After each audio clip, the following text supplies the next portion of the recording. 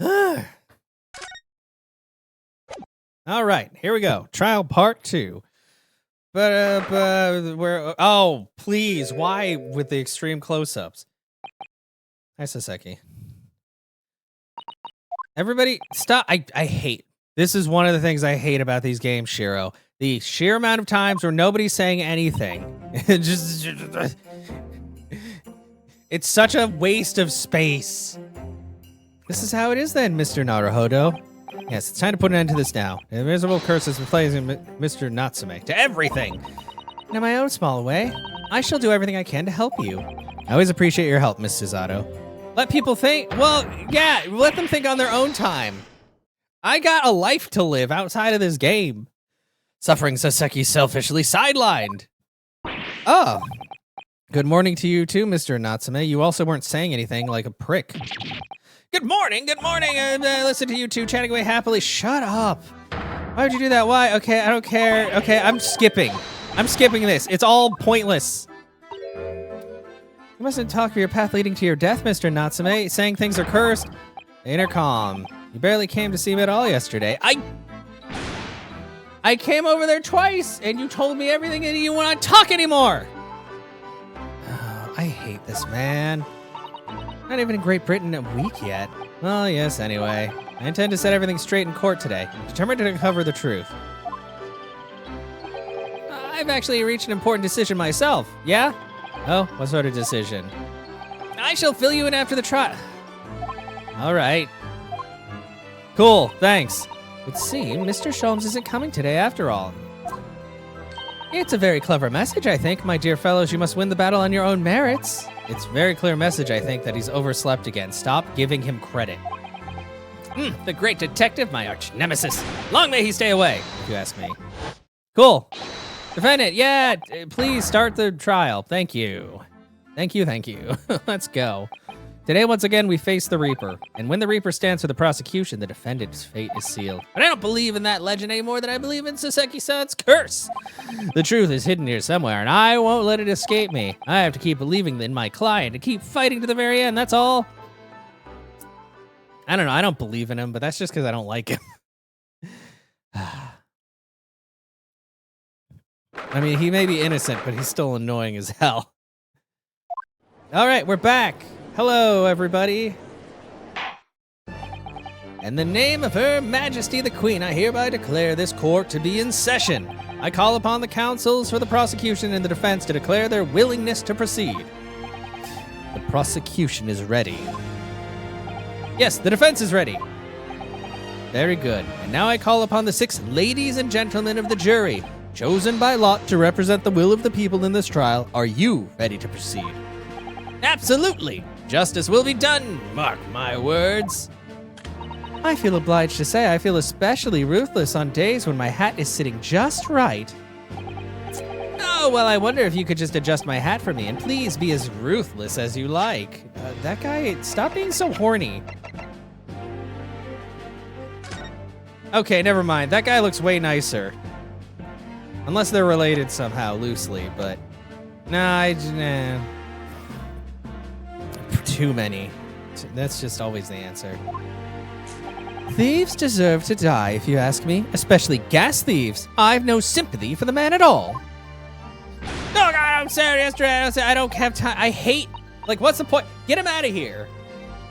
Oh, may the Lord... righteous verdict again. Okay, Mr. Man. Now, Lord Van Zeeks, what can you tell us? The prosecution's report, please, for the court. In relation to the theory expounded by the defense yesterday regarding the defendant's tea. So he does have the results. Stop. It's so annoying. Every time. Oh, no. Oops. Oops, oops. Okay, well, of course I'm skipping it because he's so annoying. In relation to the theory expounded by the defense yesterday regarding, before the prosecution delivers the black news about the black tea belonging to the blackguard in the dock. Shut up! Pray allow me a moment to savor. Shut up. In fact, I'll defer you. Yeah, here's to you, Inspector. Yes, sir. Thank you, sir. As indicated by the defense, we found a bar of soap just outside the victim's window in the snow, and there was indeed a frozen reddish liquid in a little depression on the top of it. Yes, that's the tea. That's what Mr. Natsume brought with him last night. Will, the brains at the yard analyzed it, and yes, you're right, it was tea. And there wasn't a trace of strychnine or any other toxic substance in it. No poison at all. In other words, the tea that the defendant brought with him to the victim's room is innocent. It's in the clear. What a revelation! So does that mean we can just throw this whole thing out? Of course not. As I suspected. This makes it quite clear. The defendant, Mr. Objection. My learned friend is jumping to conclusions again. A typical Nipponese reaction. Stop being racist. What?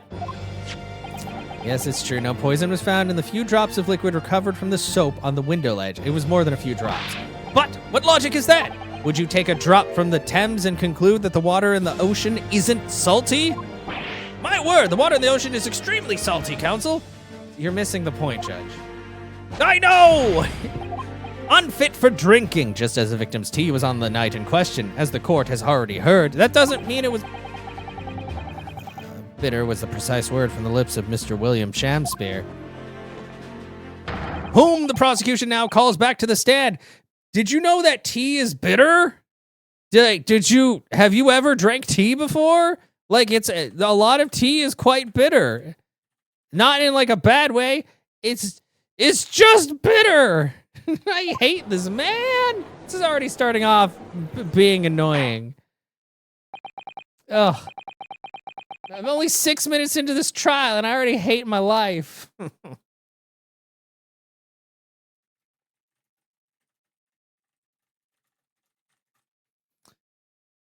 Barak saying Nipponese isn't racist. Well, no, there's nothing wrong with him saying that, but the way his intonation, every time he says it, it's what I can tell.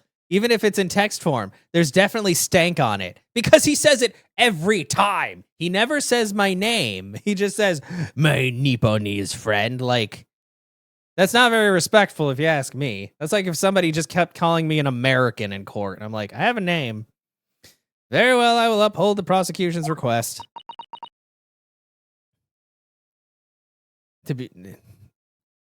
Yeah, no. Well, because Nippon is the name of the country. But still, he's definitely, there's definitely a lot of stink in what he says to me every time. Mr. Shamspeare. Yes, it sounds like we're going to have another confrontation with our theatrical friend, which I'm going to hate. Bailiff, show Mr. Shamspeare to the stand. Take his ridiculous outfit away from him. Don't wink at me. Mr. William Shamspeare, the victim of this despicable crime. Oh, heaven, oh, hell, do you remember, forsooth, was I, Shamspeare, have a belly full of the foul fluid given in my innocence. Yes, but as was revealed in yesterday's proceedings, the witness is not as innocent as we had perhaps first been led to believe. By using bars of soap such as this, he has been stealing gas from the supply company. Yes. But is that really a crime? Actually, yes, it's stealing. It's definitely a crime. One may smile and be a villain. Forsooth, was I, Shamspeare, did have a room full of the sweet fuel given. It wasn't given, it was stolen. That's right, fellow jurors, don't forget this man is a rotten thief. I haven't forgotten, kept all about ice coins and a tidy secret, didn't you? You should have owned up sooner. I gotta get home. That's the only reason why I care. Arrest him, I say. Arrest him at once and let him feel the sting in my tail. No. Don't do that, you'll die. Oh, indeed. By dint of vile and cowardly means have I plotted to further mine own ends, I confess. Thou wouldst not pardon my sins. Of that I am sure. If you acknowledge your wrongdoing, what exactly are you doing here? Cowards die many times before their deaths. And for a coward such as I, death be well deserved. But would it be still greater crime passes unpunished? Shut up, I hate him. Below, the hairy-faced gentleman of the farther east than Verona did contrive to poison me. No, but we just saw there was no poison found in your room. The police attested to that.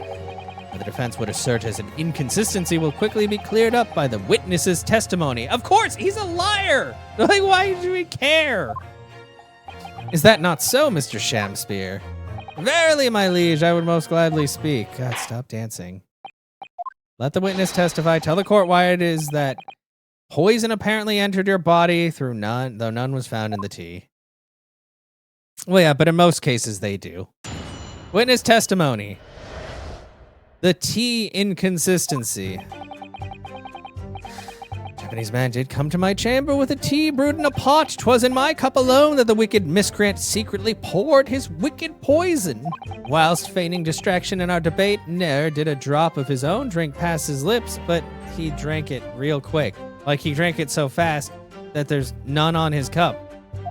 When he departed by and by, I did use the tea that remained in his cup to make my coins of ice. No, but that's wrong, because that's Mr. Because it was in your hand. Oh my God, it's so annoying having to go through these hoops every time. Thus 'tis no surprise that poison cannot be found in the tea I did pour into the molds of soap. Is that so? The poison was slipped into the cup after the tea had been poured. The normal way for poison to be administered, in my experience... What, are you very experienced with poison, sir? Quite. Otherwise, it would be disastrous if the poisoner were to mix up the cups, for instance. But no poison bottle was found at the scene. Because, quite simply, the Nipponese took the bottle back to his own room. Did you search his room? The absence of a vessel containing the poison only becomes problematic when considering suicide. Ugh, I knew that. By now, it should be perfectly clear a bar or two of cheap soap is wholly insufficient to wash the deep stains of guilt from the accused's hands. Ugh, not really. Why are you acting so surprised? This man is an idiot. Sirs, madames, 'tis true that I, Shamsfair, be a common thief of gas. But, listen here, ladies and gentlemen. Stop. Wherefore would I lie? Verily, I have no cause. I have naught to lose. Well, I do declare. Shut up! You're all idiots! Thank you for your testimony, witness. Counsel, proceed with the cross-examination. Yes, my lord.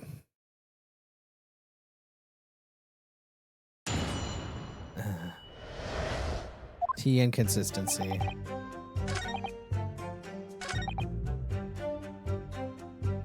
I hope I can just straight up be like, fuck you. You claim that Mr. Natsume didn't drink a drop of tea on the night in question, but that's impossible.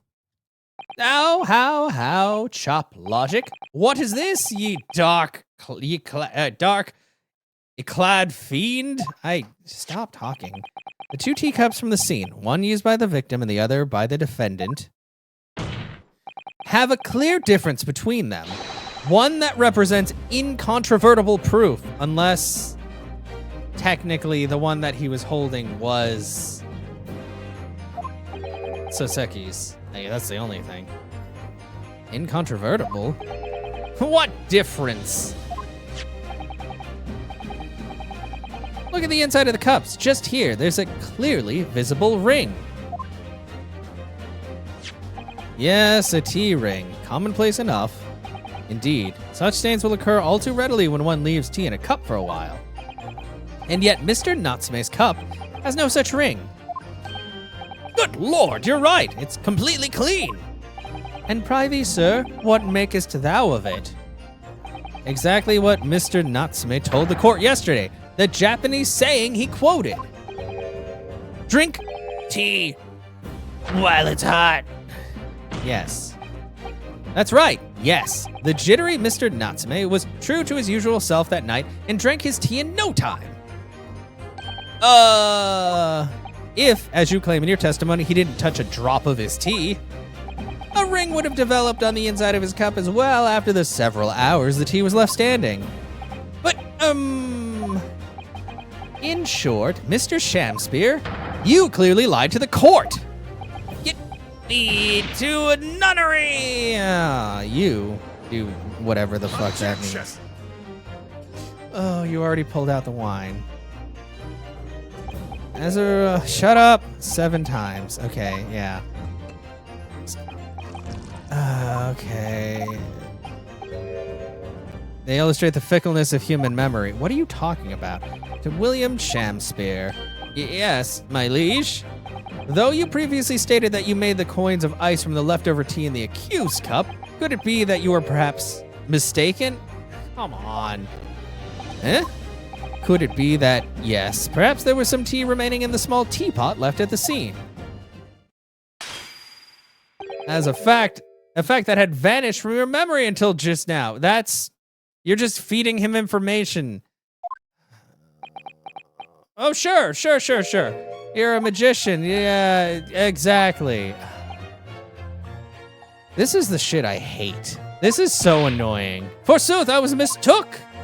I did plan to use the tea from the Japanese fellow's cup, but lo, when I looked 'twas empty, and thus I did use the dregs that festered in the teapot, as my liege did suggest. And you've suddenly just remembered that now that you've made a mistake before. Are we supposed to believe that? Objection. Yes, you are. People's memories are imperfect, my learned friend, which is why we rely on evidence. Where's the evidence then? Do you have evidence from this teapot? But in any case, makes no difference. The victim's most recent testimony tells us 2 things of note. Where's the evidence? You just said it relies on evidence, and yet all you're doing is saying bullshit. Firstly, the poison was put in the victim's teacup only, and secondly, the spoiled cup was not the source of the insipid ice coins. Prosecution makes a fine summary of the fact. Furthermore, that testimony remains valid and in full support of the established facts. In other words... I'm taking my jacket off! Inconsistently claimed by the defense simply does not exist. No! But you're just saying whatever the fuck you want. I hate this. What does that mean then? I do declare it means there's no issue with the gas thief's testimony. Apart from the bit about the thief and gas, obviously. My lords, ladies, and gentlemen of the jury, I do solemnly swear after I did dine at Grubb's Grubbery Ale House that night, naught did pass my lips of the black tea given to me by a Japanese whose back be stupid as low as death. On what did you dine, sir? Why, I did partake of my favorites, a broth as would be called soup, and a leaf as would be called salad. As insalubrious a menu as the establishment where it was served. But you gods will give us some faults to make us men. Willing would I suffer the what punishment 'tis seen fit to serve a wicked thief of gas. But I pray you wise and noble fellows never forget the simple truth. That be one thing, and this be another. That's... What? You're just spouting nonsense, and everybody believes you because they're idiots. Sure is all. Your humble servant Shamsur doth entreat you punish the Japanese fellow for his sins. My lord! If I may speak, my lord. Yes, Mr. Foreman? I believe we may have been duped by that rotten defense lawyer. By me? I do declare you may be right. How? We all know the waif there was making coins of ice to keep himself warm. But this lawyer lad says if he's stealing gas, he deserves a dose of poison. No, that's not what I said. I said that he's a liar. Lead us up the garden path. That's what he's been doing. I hate this. This sucks. This is dumb. This is just a waste of my time. Really never said anything like that. You all did that. We reached a decision this time and won't be swayed from it. Okay, go ahead. Ladies and gentlemen of the jury, you're gonna call him guilty because this just can't be simple. Even you're gonna call him guilty because you just are going along with them. And I said you were smart the other day, but you're just as fucking stupid as the rest of them. How is this happening? My lord, the defense asserts its right to carry out a summation examination. Yes, you do like those a lot. Typical. My learned friend is unable to accept the obvious truth that you fabricated. If I make up things, it's bad. If everybody else makes up things, it's fine, I guess. They can make things up if they want, as a treat. This trial will therefore enter its second summation examination immediately. Jurors, the court calls upon each of you to state the grounds on which you find the defendant guilty of the crime of which he is charged.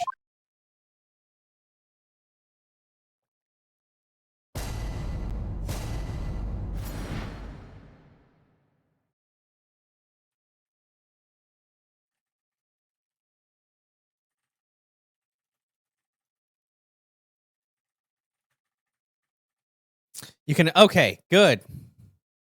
Because he's just useless. The jurors' contentions. I'm a man of logic, me, and I must have considered having considered all the evidence, the defendant must logically be guilty. But he presented no evidence. This was all just talky bullshits. That's all it was. It was just a bunch of bullshit.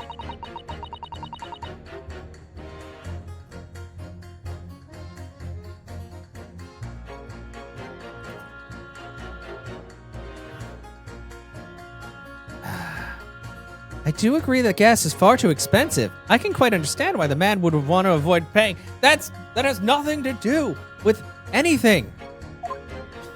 The stuff explodes and it can poison you. It's absolutely lethal, gas is. Yeah, we know this. Gas doesn't come for free. It costs a fortune to deliver it around the city and maintain the pipes. And how does it have anything to do? I just truth be told, the tea my wife serves up for me is a little sketchy at times. I have nothing else past the victim's lips that night. There's no other explanation, is there?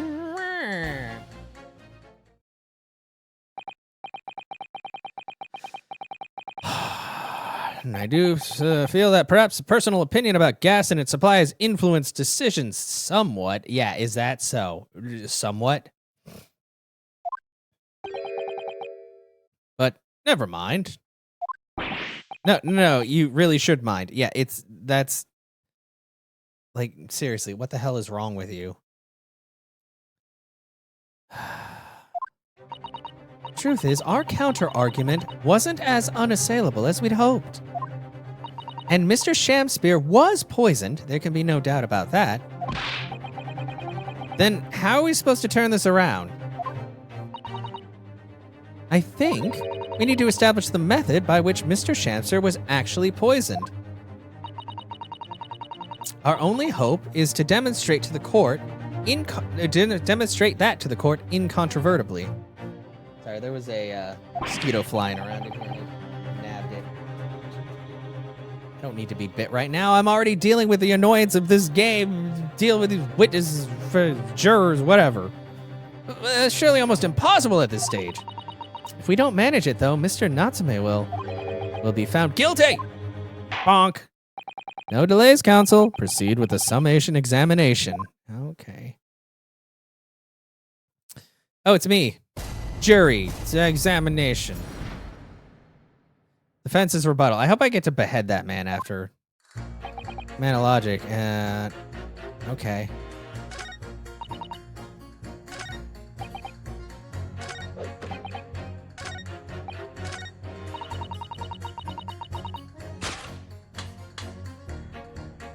Objection.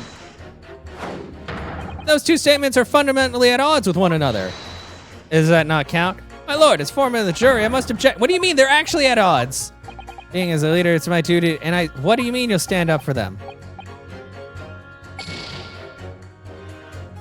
Wow. Cool. Okay, I guess it's time to just... Sure. I wish I didn't have to press everybody. Yeah, oh, gas is far too expensive.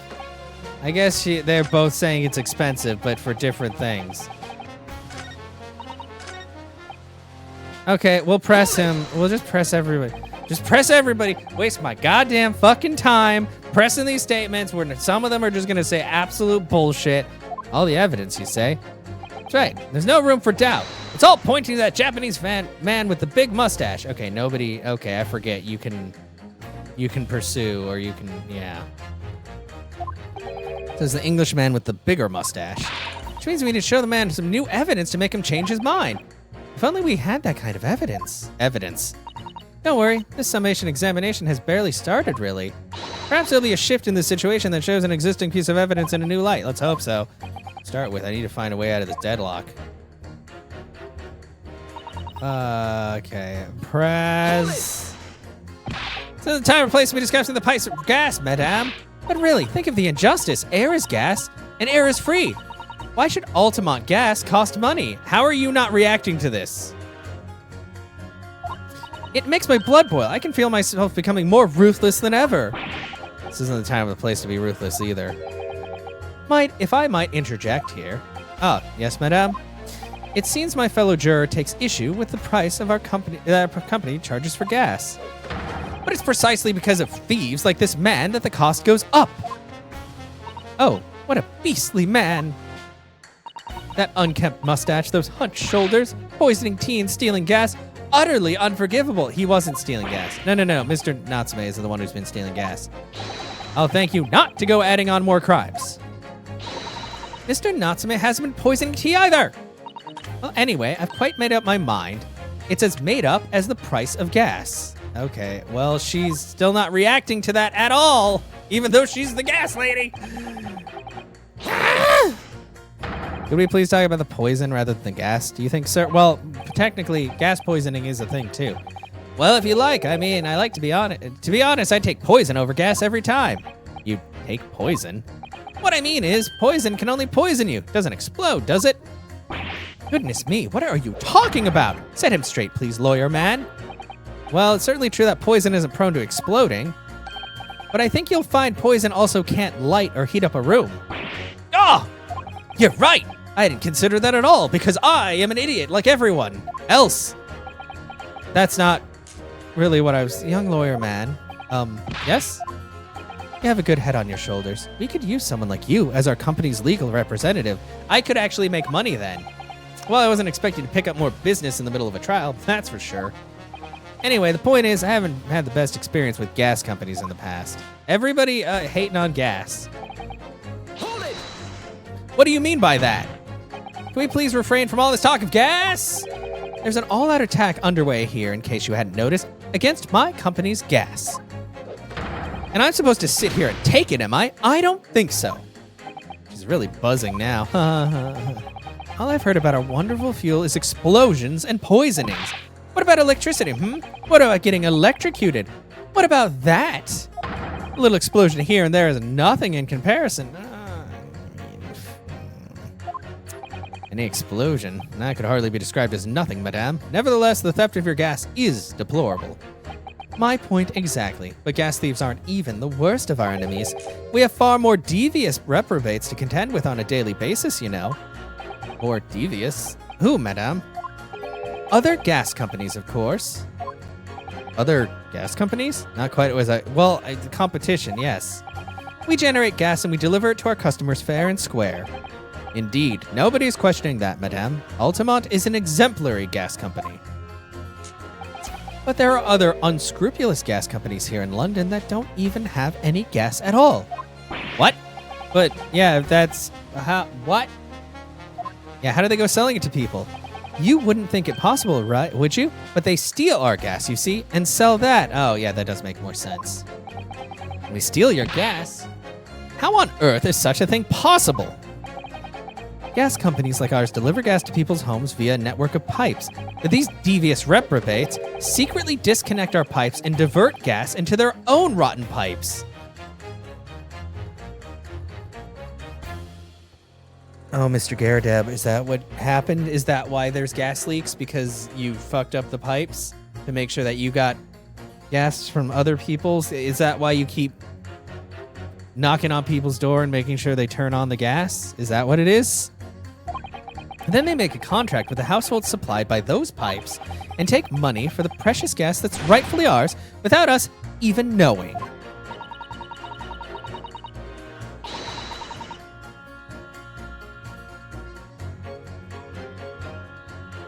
They're diverting gas into their own pipes illegally. What a brazen form of theft.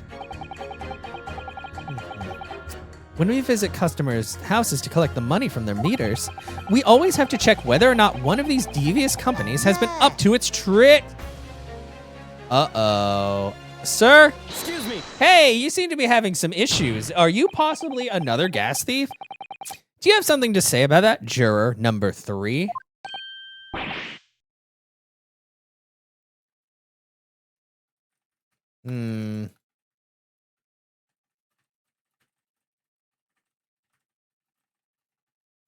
Oh, golly, you mean me? I'm terribly sorry. I was just thinking to myself. I really did catch him off guard there. Yeah, because he's definitely Okay, so it is thinking about what the lady next to you was saying, correct? Well, yes. I just got a little riled up about it recently, you see. Go on. An Altamont gas worker visited my house the other day to investigate the pipe work. We need to ask for your cooperation while we carry out a secret check on your property, sir, the fellow said. So I let him in. Do you know what he did? I'm afraid I have no idea. Please tell us. He proceeded to take one of my lights off the wall. Then he grabbed the exposed mouth of the pipe and started blowing into it. What do you think you're doing, young man? You're giving away company secrets there. Oh, please, everybody knows. It was very nearly the death of me, I can tell you. What do you mean?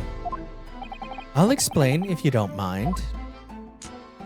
As I said before, these unscrupulous other gas companies connect their customers to our pipe network. Yes, but how does blowing into the pipe come into it? Obviously, there's gas in the pipes, and it's at a fairly low pressure. By blowing air through the pipe, you can make the pressure drop temporarily. And if you do that, any lights connected to the same pipe will flicker for a moment.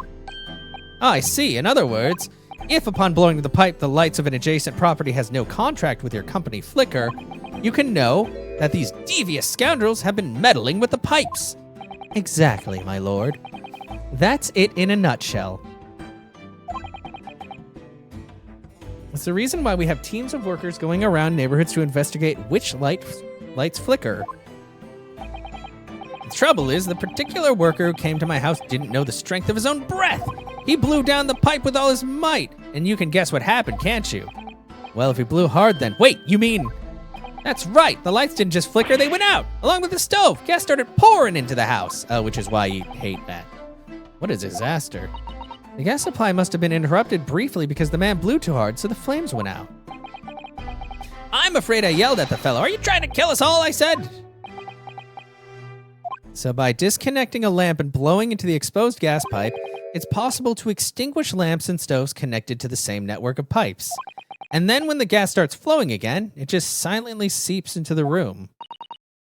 Mr. Naruhodo, I think perhaps...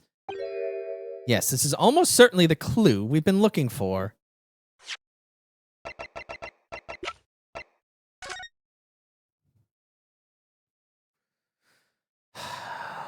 So he was turning out the... Yep.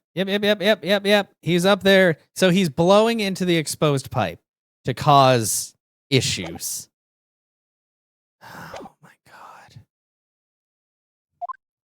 God. Juror number 3, the defense requests that you amend your statement to include that information. Oh, well, if you like, I don't mind. Well, I do. That's our company's secret method, but like I said, madame, it's widely known already. Very well, juror number 3, you'll amend your statement accordingly. Yes, my lord, though I'm not really sure what the point of all this is.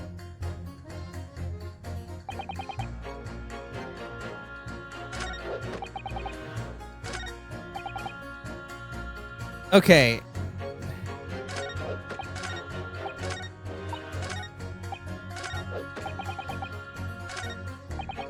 I'm not gonna bother with you.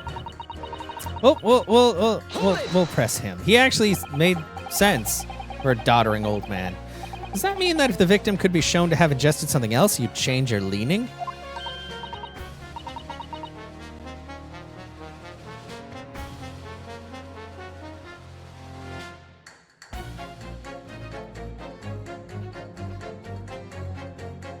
Sorry, what was that now? Oh, I was just saying if the victim did actually eat or drink something else on that night. What's the matter with you? Sorry?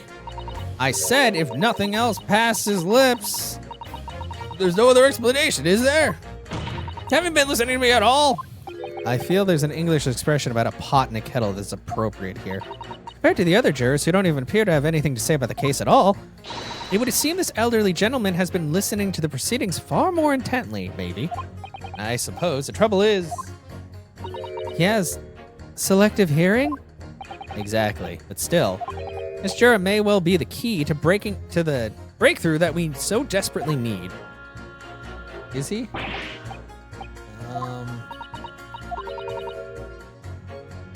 Yeah, okay.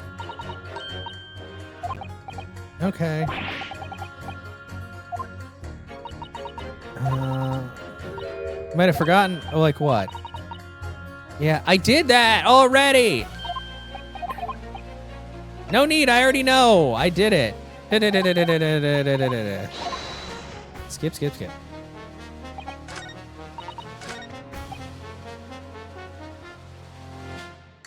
Hold it! Let's press it again. When you say extinguish everything in the house, do you mean even on different floors? Oh, yes. All floors are connected to the same pipe, after all. Yeah, it's true of every building.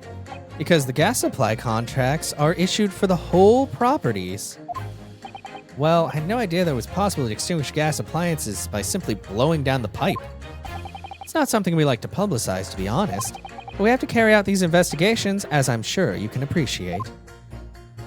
Indeed, it has been mentioned on more than one occasion in the papers, even. That's so. It's been mentioned to me, too, very recently. An incident involving the gas stove going out inexplicably, leading to someone's death. Mr. Naruhodo, I think perhaps, yes, it's finally starting to fall into place. The secret link that joins all of these strange occurrences. Yep. So he's actually like a double murderer now. Or, well, yeah. Really screwed the pooch on that one. Okay.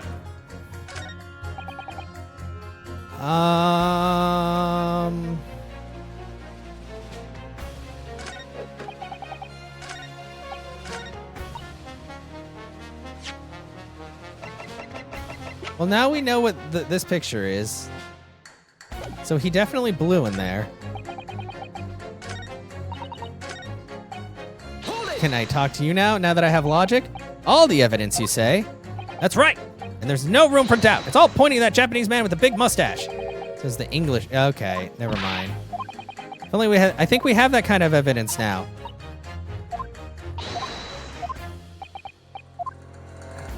What is going on?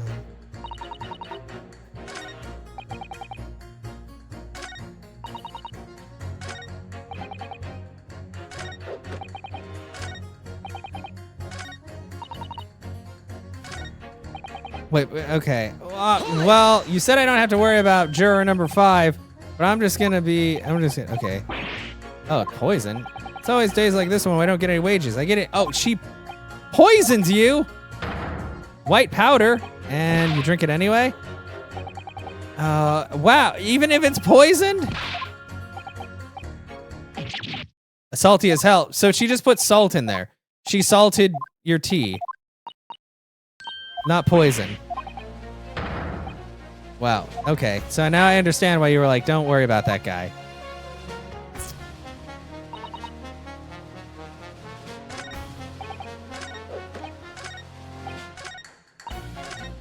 Oh, wait. Can I just present it from the... No. What the f...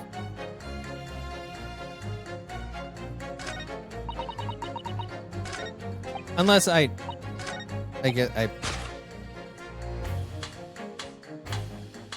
guess these two? Objection! I need a... Are you fucking kidding me? I hate this! This is so stupid. Who do I have to press again? I just pressed the dude about... Do I need to press her? Like the lady?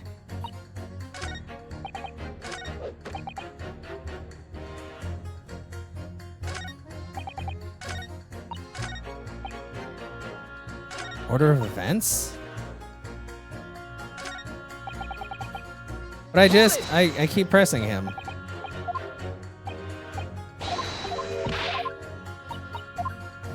And it's just, okay. What?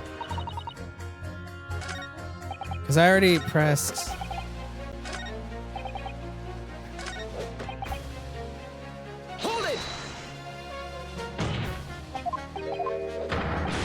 Okay. Is there anybody else? No, I've only done the other thing. I tried pitting people and they keep, like, being shitty about it. Oh, God. If they talk so much.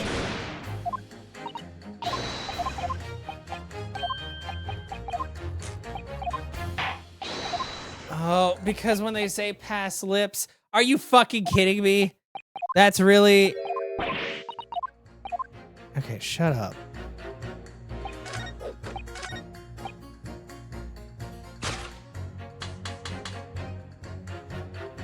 Objection! So fucking stupid. Two statements clearly contradict each other. That's the dumbest fucking logic. Like, when you say past lips, because he talked about eating, like, some broth and a leaf. Good gracious, to statement do you refer, counsel? Juror number 6, did you hear what juror number 3 just said? What? Yes, of course. I heard him mumbling about something or other. There is another explanation here, I believe. Something besides Mr. Natsume's tea did, in a manner of speaking, pass the victim's lips on the night in question. Like, I should be used to this because of the stupid way that things are presented, but it still gets me because my brain doesn't work that way. And they're always like, you have to have the evidence. But now they're talking about this shit where I keep making up, like, harebrained schemes. What? What explanation? I wonder, did the police check the mouth of the gas pipe feeding in the wall light at the scene to see if there were any traces of poison there? I was curious to see what your floundering would result in this time, but the mouth of a gas pipe? Scotland Yard have enough to do without exploring such irrelevance. What a piece of work is man! What are you trying to say, Mr. Shakespeare? What speakest thou? Prithee is not strange and strange. That is what I say to thee. Well, let me put it another way. The strychnine could have been on the mouth of the gas pipe that feeds the wall lamp in your room. And that is how the poison came to enter your body. Good Lord!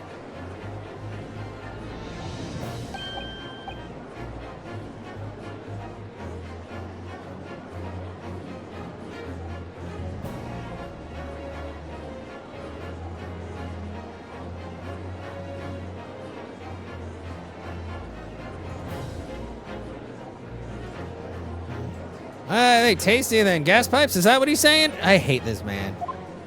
Or is the gentleman suggesting the poor man was so desperately hungry he tried to fill his belly with gas? Perhaps no actress would perform a kiss scene with him, For shame, madame, speaking thy fancy. I assure you I'm not a buffoon. Yes, you are a buffoon. It's no summation examination. This is a farce. You're a farce. Prosecution will not stand for any more of my learned Nipponese friend's conjecture. In order to place his lips to the pipe feeds, he would have had been a contortionist. These are empty assertions. No, there's no possible proof the man did as you said. I do have proof, actually. It's true, I have no proof that Mr. Shamster put his lips to the pipe. However, I can say with some certainty that on multiple occasions, Mr. Shamster has been doing something in front of that lamp on his wall. Well, I mean, he's basically getting rammed. And I have evidence to prove it. All right, you've got our attention, lad. I'd like to see how you can be so sure of yourself. So would I. Let's see this evidence, then. Okay. Take that! Take that.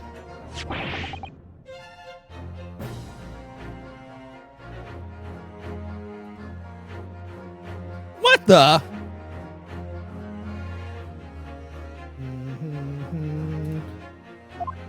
These are, wait, what are they called? Yes, skin prints. Oh, I hate it. That were found at the scene. Skin prints, counsel? I've never heard of such things. Justice Ministry is currently assessing whether or not to permit fingerprints as evidence in court, however. My lord, this is an exciting new forensic technique developed by the great detective, Mr. Sherlock Sholmes. It's totally legit. It reveals all the places that Mr. Shamster touched in his room. I've never seen anything like it. I mean, that's black magic, isn't it? Well, if anyone could invent something like this, it's the great Sholmes fellow for sure. I agree. This month's edition of Engineering Thumbs was quite fascinating. We found skin prints in many places that you would expect. On the table, on the costumes. However, Mr. Shamster also appears to have been touching some very unexpected places in his room. For example, here. Around the hanging picture there, indeed, multiple handprints do appear to be visible. Well, I wonder, could he have been appreciating the artwork, perhaps? At first, my colleagues and I thought the same. However, imagine standing with your hands where those prints are, and you would find yourself directly in front of... Oh! I don't believe it! The gas lamp! Yeah. Though the reason why isn't immediately obvious, it's clear that Mr. Shamspear has regularly been standing with his hands to the wall in front of that lamp. Right! What have you been up to, you nut? I'd like to ask the court to recall juror number 4's earlier statement. Me? What did I say? You said that blowing into a gas pipe would make the lights in the entire building flicker. And now if you'll recall juror number 3's statement... What? Me now? When the gas worker who visited his home blew with too much force into the pipe, it caused all the lights in the gas stove to go out, and gas started to leak into the rooms. Obviously, that incident was an accident. However, the simple fact is... After pressing juror 1... Yeah, now that I've shown evidence, yeah. It's just the order of these things is annoying. If Mr. Shamspear would have blown hard into the gas pipe here in his room, he could have extinguished every other light and gas stove in the building at will. Crikey! Are you suggesting that the man purposefully caused the gas to... Objection! Oh, poor the stupid shit. Ugh. Okay, Toaster, shut up. What is the meaning of this Lord Van Zeeks? Curious photograph, or whatever it is, presented by the defense, the so-called skin prints. Clearly, that cannot be accepted as any form of useful evidence in this case. But it's an exciting new forensic technique developed by a great detective. It's nothing. A mere toy developed by an amateur sleuth with too much time on his hands. Rude. Certainly, even research of this nature by the esteemed Mr. Sholmes cannot be recognized by the court as formal evidence. But... Please, my lord, if I may, Miss Susato, it was not the defense's intention to submit the skin prints as formal evidence. We merely wish to present the results of the great detective's investigation of the scene as a tool by which to explain a possibility to the ladies and gentlemen of the jury. And if the trial were to come to an end now, we should never learn the truth behind these mysterious handprints that everyone has now seen. I don't believe we can allow that to happen, and I'm sure the jurors would agree.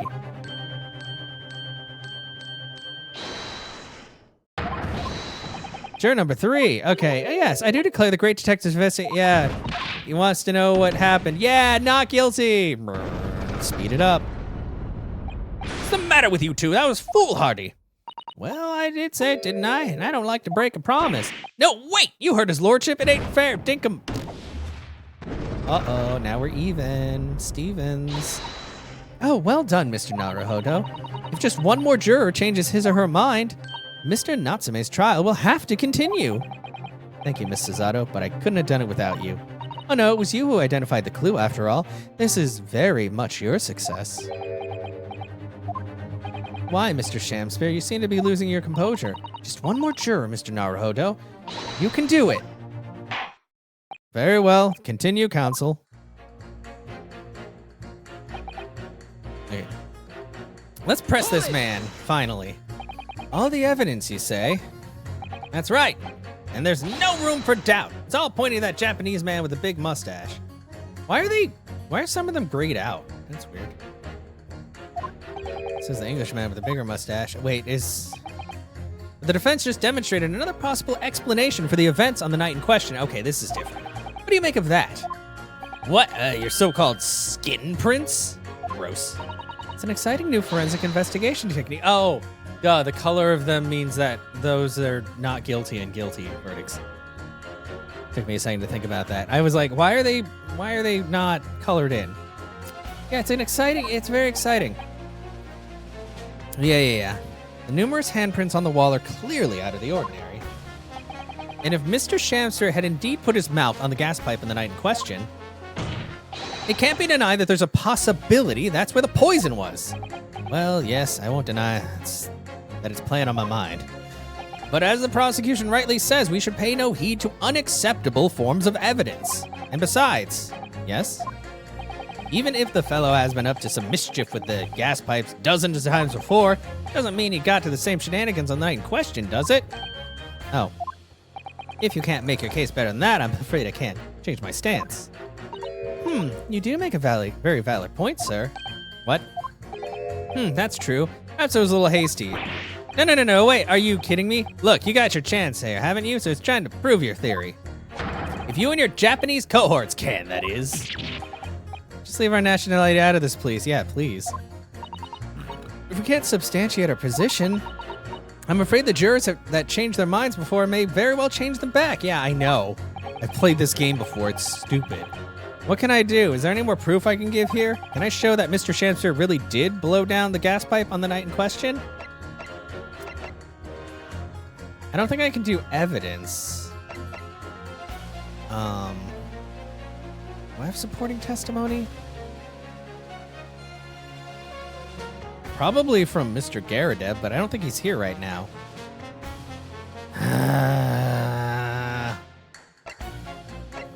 Because I don't think I can give evidence.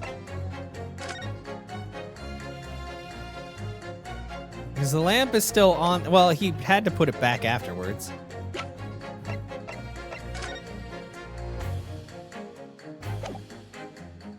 I mean, if you want to, because this is getting to the point where there's just too much fucking shit going on.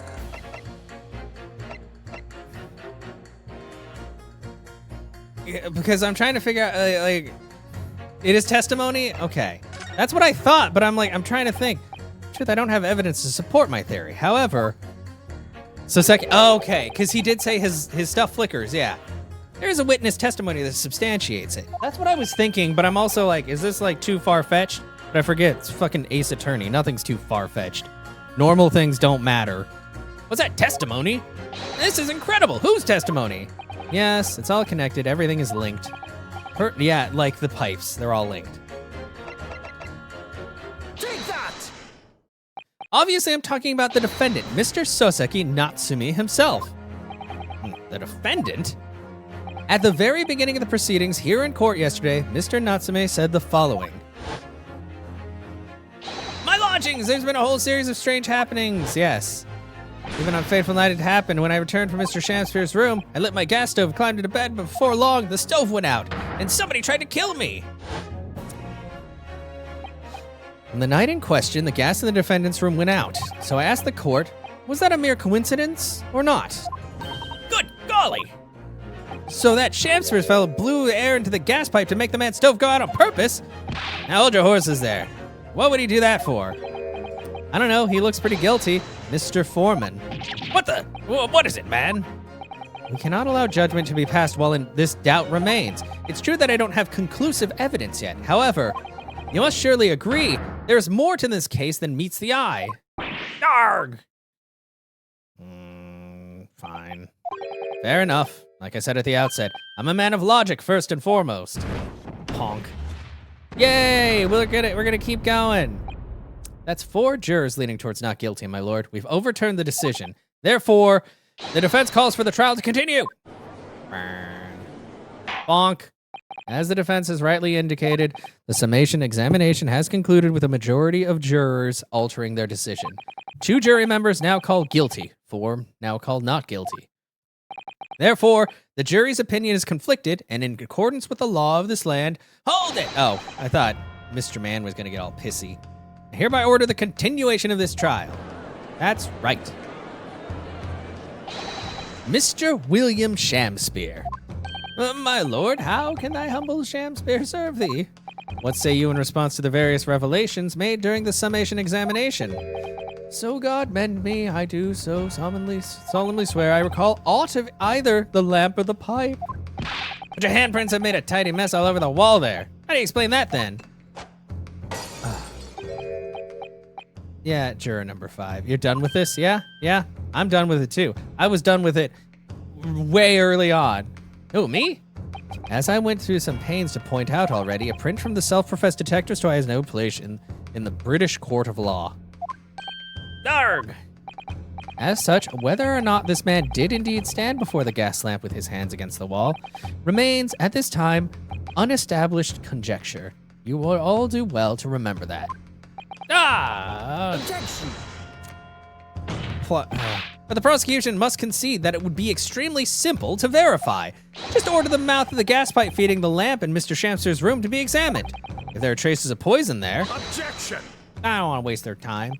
What appears to be extremely simple is my Nipponese friend's mind. Shut up. It will recall that in order to check the presence of poison in the tea, some remnants of the tea were required. Yes?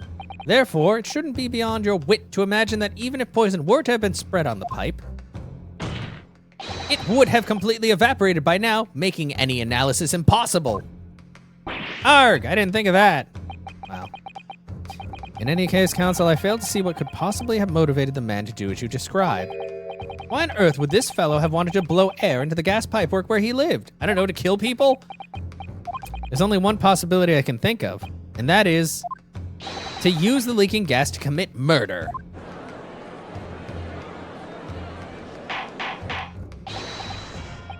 Order, order, counsel. Precisely whose life do you propose this man was plotting to end? The answer couldn't be simpler. Now that we've unraveled the mystery this far, Mr. Shamsphere wanted to end the life of, Take that! if a gas lamp were to go out, it would be noticed immediately, of course. But a gas stove, on the other hand, could be silently extinguished by the killer without anyone noticing. I live around these parts myself, so I know what it's like. I can tell you, trying to sleep without the stove lid is pretty much suicide. You'd freeze to death in no time. Mr. Garadeb, the landowner, has a large fireplace in his part of the residence on the top floor. In other words, it wasn't the landlord, but a fellow lodger whose life Mr. Shamster was trying to end. Outrageous! I'm talking, of course, about the defendant. Mr. Natsume isn't the villain in this case. He's the victim! Good gracious! Objection. The accused is actually the aggrieved? Interesting. However, the fundamental facts of the case remain unchanged. Namely, the poison. Accused is the aggressor here. What? How can you still claim that? Let us indulge your fancies a moment and assume there was a poison on the pipe. The question arises, who's put it there? Oh, who did put it there? The only logical conclusion is that the person responsible was aware of this man's trickery with the gas supply and his intent to kill. Yes, that would indeed seem logical. I don't know. There's somebody else who knows that. Mr. Garadeb. The assailant were unaware. How long would she have? I'm just reading this because there's so much. So now we must ask, how would anyone have known of the Shamster's murderous designs? Ah, you mean to suggest? Naturally, the sole possible answer to that question couldn't be more obvious. It's just how I'm going to play the game from now on. Only the man whose life was being threatened could possibly have known. What? In other words, the person who put the poison on the gas pipe in what was a clear retaliatory attack can only have been the accused, Mr. Saseki Natsume. Oh! No? Oh. Whatever Mr. William Shamster may or may not have contrived to do, he was nevertheless the victim of a potentially lethal poison attack. And the only person who could possibly have perpetrated that attack is the accused, Mr. Natsume.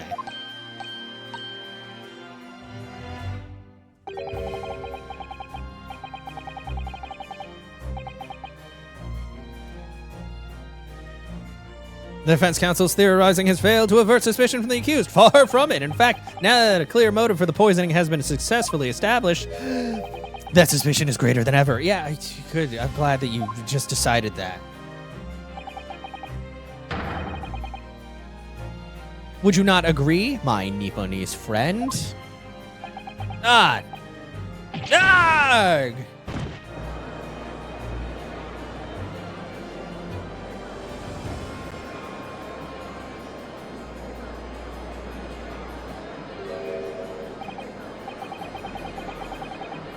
How you managed to turn that around on me so rapidly? Because we're just fucking idiots, apparently. Mr. Naruhodo, you must respond. Otherwise, the members of the jury may very well change their leanings against us. And this may be our last chance to gain the advantage. That's right. I just have to... What advantage? Well, it would seem that somebody put poison on the gas pipe in Mr. Shamster's room. So let's name that person now and absolve Mr. Natsume of guilt. I mean, name of the true culprit. I know it might sound impossible, but if we fail to do that, I have no doubt that Mr. Natsume's fate will be sealed once and for all.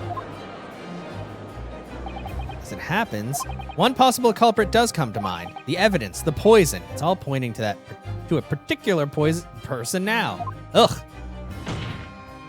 Prosecution calls for the jury to consider their leanings again. I trust you make the correct choice this time, Mr. Foreman.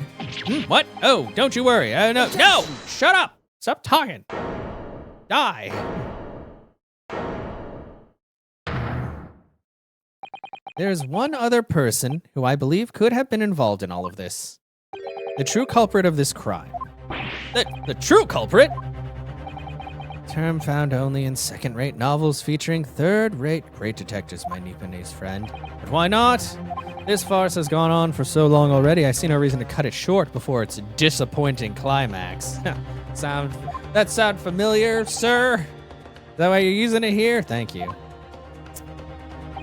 Tell us, my learned Nipponiese friend, what is your latest theory? Who is the so-called true culprit of this crime? Take that! You claim this person is the true culprit? Highly suspicious. Oh, that's not. Oopsie. So it's not him. Cool. Who else could it be? Okay. Yeah, this is one of those parts where it's like...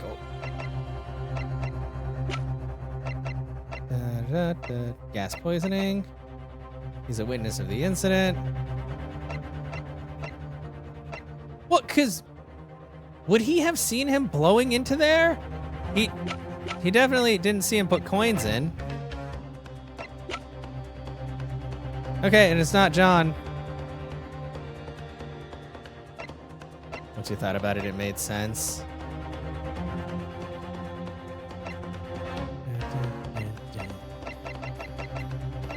Because it's not him. Gas poisoning.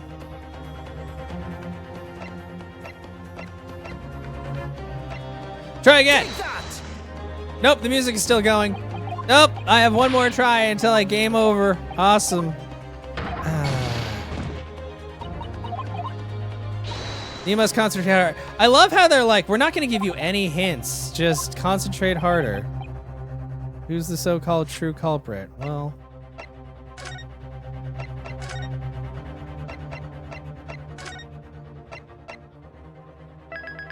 So what, are we thinking... That's so stupid, though. Unless she wasn't actually comatose. The name of the person responsible is Miss Olive Green. Miss Olive Green? Miss Olive Green? I do feel as though I've heard that name in recent past, counsel, but I don't recall where. It's still... She was comatose. Was she really comatose the whole time? Miss Olive Green? The woman from 6 days ago? Who, yeah, got stabbed in the back. Victim in the recent case of stabbing on Briar Road. An incident for which Mr. Natsume was arrested, I hasten to add. Oh, of course, yes, Miss Green. She was left comatose for some 3 days, I believe, but I hear she regained consciousness 2 days ago, which I guess was enough time to somehow get over there and poison the... I hardly need to remind you, the court, that Mr. Shamsphere's poisoning, took place 3 days ago. Given that the woman was lying comatose in a hospital bed at the time, she appears to have a rather fine alibi. True, on the night the incident occurred, Miss Green was in hospital unconscious, so on the face of it, it would seem that she couldn't possibly be responsible, but still. My colleagues and I visited Miss Green in the hospital yesterday, and we found her to be in the possession of a bottle of poison. Oh, so she had poison? And there's another fact that links Miss Green to this case as well. Okay, so now we gotta test that poison and see if it's strychnine. The defense requests that she be brought to the witness stand in order to explain the details to the court. Tell me, Mr. Shamsphere. My lord, pray, what be thy bidding? Oh, well, they were yelling at each other. Are you acquainted with Miss Green? No, never heard of her. You were in her hospital room. Judging by the look on Mr. Shamsphere's face, I think perhaps he genuinely doesn't know her, at least not by name. As the voice of Her Majesty's prosecution here, I adhere to my word. We will see what my learned Nipponese friend's farce through its conclusion. Sorry, I added a word and that didn't make any sense. I appreciate that. Prosecution requests a short recess, my lord, in order to subpoena the witness and bring her here. Yes, Miss Olive Green. Indeed, my lord. 1 hour should be sufficient. What do you mean Sham never went to her hospital room? He was definitely in there, unless she was in his hospital room. Very well, I grant the request.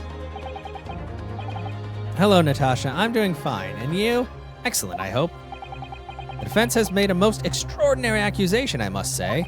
But at the present time, I feel the prosecution's argument remains largely uncontested. Accordingly, I'm afraid the defendant and his culpability remain the sole subject of this court's attention.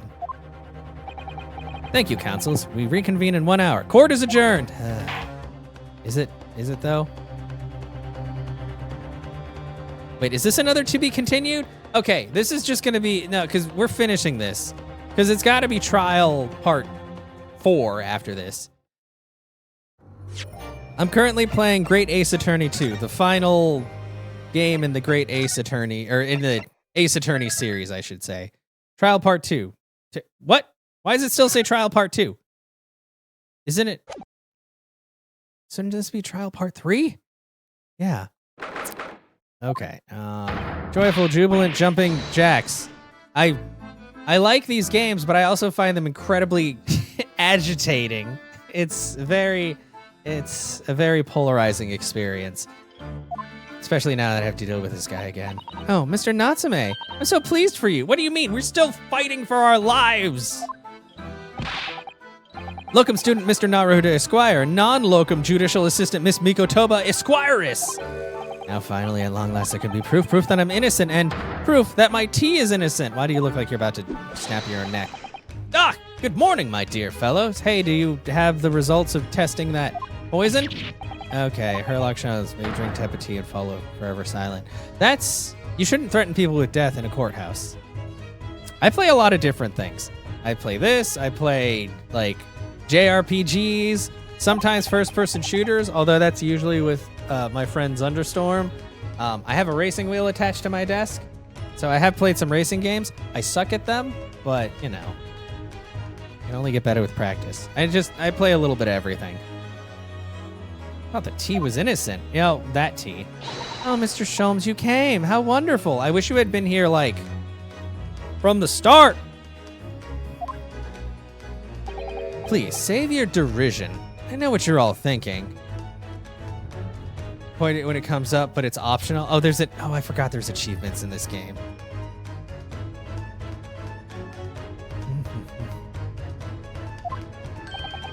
Good morning, he says, when it's nearly time for luncheon. Well, you're the one who wasn't here. You wish you had time to play games? I mean, this is basically my time to really play games, is after I get off of work and I do streaming, or I just like play in my off times. But sometimes it just be like that. Your scorn is written clearly across your faces. Nobody said or thought anything of the sort. Truth is, I was determined that today would be the day. As sleep seduced me last night, I thought, tomorrow, for once, I shall not oversleep. I'll rise early and be present in court to support my companions. Such spirited determination has a beauty all its own, does it not? Oh, yes. Your work is like 24/7. Oh, that does suck. And then I began to muse on the subject. I could technically work like pretty much all day if I wanted to, but I value my free time a little too much. Even if I could probably stand to have more money. I began to muse on the subject. Why do people oversleep? I queried. Why, time after time, do they make the same foolish blunder? Did he stay up all night thinking about how to not oversleep like an idiot? Answer came to me at once. It's so delightfully simple. People oversleep because they sleep.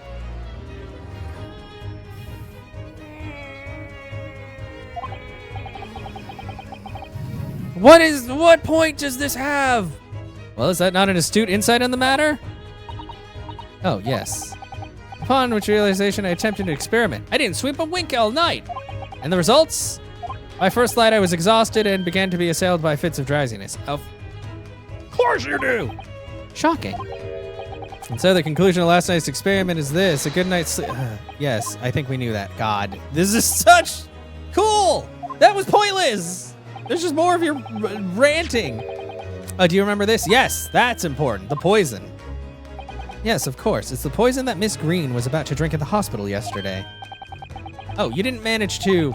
It was a laborious task, as the bottle was near empty, but such inconveniences do not hinder Sholmes. I managed to confirm that it contained strychnine. Yeah, I knew it! Oh. I managed to yeah, okay. So I was right. Perhaps. Though, of course, such circumstantial evidence doesn't prove Miss Green's guilt. I shall leave the bottle in your care for now. The bottle of poison has been entered into the courtroom. Oh, God, I knew it. Could I have a word? Oh, could I have a word? Gregson, how good of you to come. Forget it. Excuse me. Oh, wait a minute, Inspector. You wanted to talk. Come back. I, don't wish to make a nuisance of myself. Look on your face, I'd say it's someone else who you think is making a nuisance of himself, and you're not right. My dear Inspector, please speak freely. Pretend that I'm not here. Believe me, if I could do that, life would be a whole lot simpler for me. Do you have the results, Inspector, of the investigation of Mr. Shamster's room? Not yet. Shouldn't be long now, though. No, I'm here about something else. That dead convict, actually. Oh, so we have more information on that.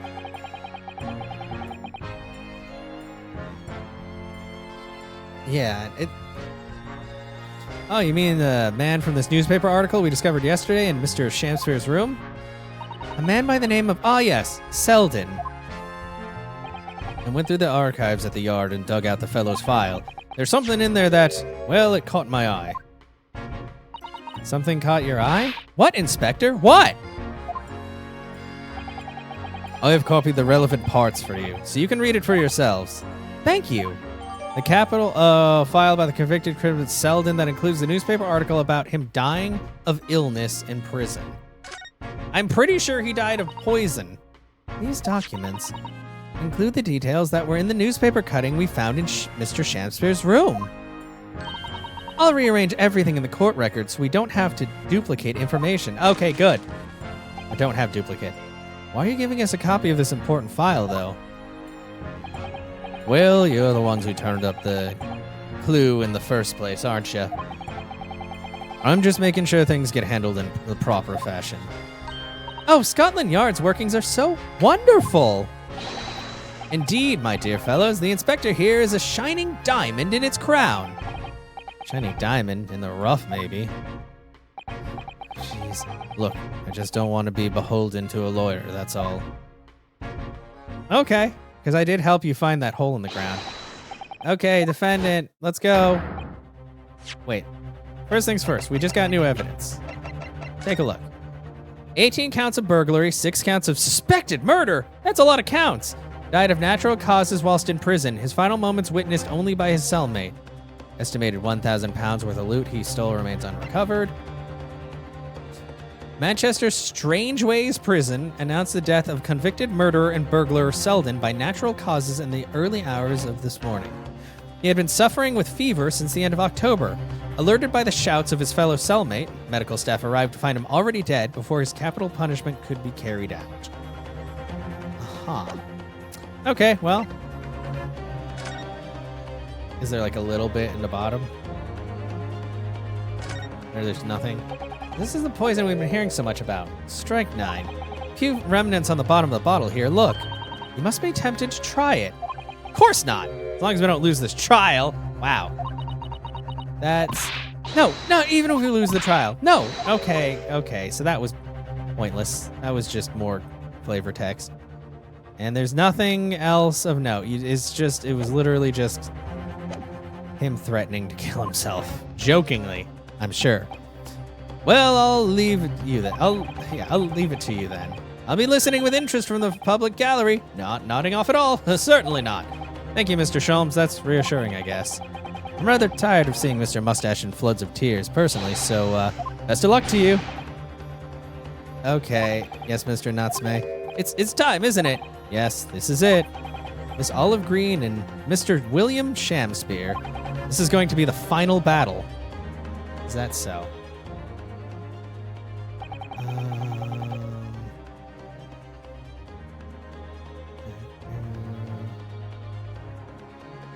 Oh no. That's what it is, huh? I won't really have saved Saseki-san until I've exposed the whole truth of everything that's been going on. But it's all coming to a head now. You can do it, Ryunosuke. You have to. Is that right? Da, da, da,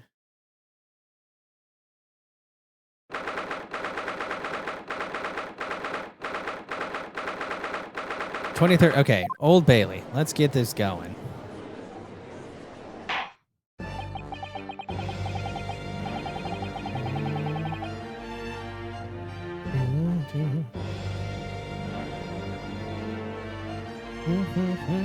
In the name of Her Majesty the Queen, I hereby declare this court to be in session again now.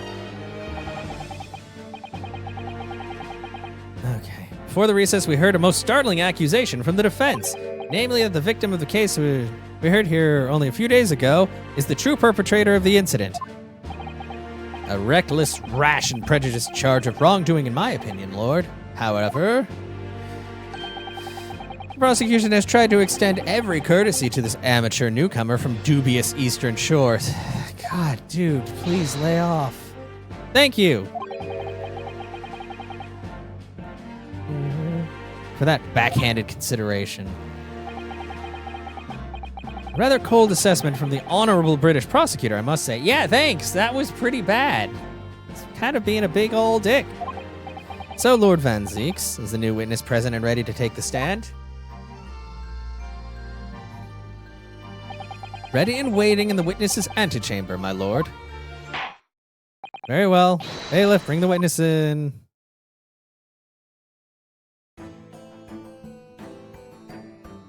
Witnesses, state your names and occupations for the court, please. William Shamspear, my liege. For mine occupation, I can only say that I be a tragic victim, to be pitied. God, shut up. Currently unemployed, in other words. I'm Olive Green. I'm a fledgling artist. Well, no. Not a fledgling, really. A hopeless failure who's too weak-spirited to admit she has no talent, I suppose. Why are you painting? You didn't want anybody to see your painting before. Also currently unemployed, in other words. What a coterie. Mr. Shamspear? My lord, I am thy humble servant. I'm afraid you're no longer merely the victim in this affair. Possibility has been raised that you are, in fact, the assailant, intent on taking the life of your fellow lodger. The part you have played in this whole business will be thoroughly scrutinized, I assure you. I would for naught else, my lord. And Miss Green? Yes? You're aware of the reason that you've been summoned to the courtroom today, I presume? Yes, the officer did explain. He said I poisoned this ridiculous buffoon. And do you accept the charge, Miss Green? I don't know anything about any poisoning. And I don't know anything about this man. Come, lady, die to live. Verily, I know that thy prickly pea-pigmented personage. Rude. Very well, let's proceed with the matter at hand. That being to ascertain whether or not Miss Green has any involvement in this affair. It's all very strange indeed. Why would you suspect me? I barely ever go to the East End anyway. Yeah, I wonder why you went at that very specific time. It so happens that I passed by that neighborhood 6 days ago, that's all. And on the night this man was poisoned, I was still in a hospital, fighting for my life. Yes, having been unfortunately caught up in the incident on the street outside the Garadev household. With a knife in your back. An incident that rendered you unconscious for some 3 days. I was struck in the middle of my back by a knife through no fault of my own, and now I'm under suspicion? What other irrelevant things might I be suspected of? It's all very disturbing. Your energies may be better spent worrying about random knife attacks, I feel, Miss Green. At this point in time, All that appears to connect you with Mr. Shampspeare's lodgings is the Briar Road incident of 6 days ago. That's why we would like you to testify formally about exactly what happened.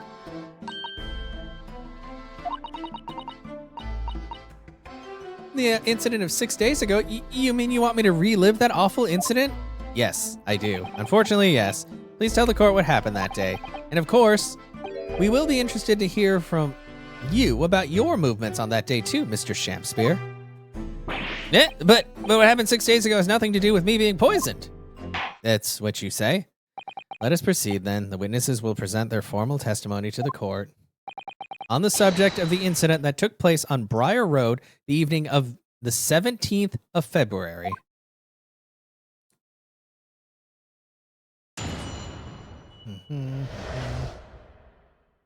The evening of the 17th of February, okay.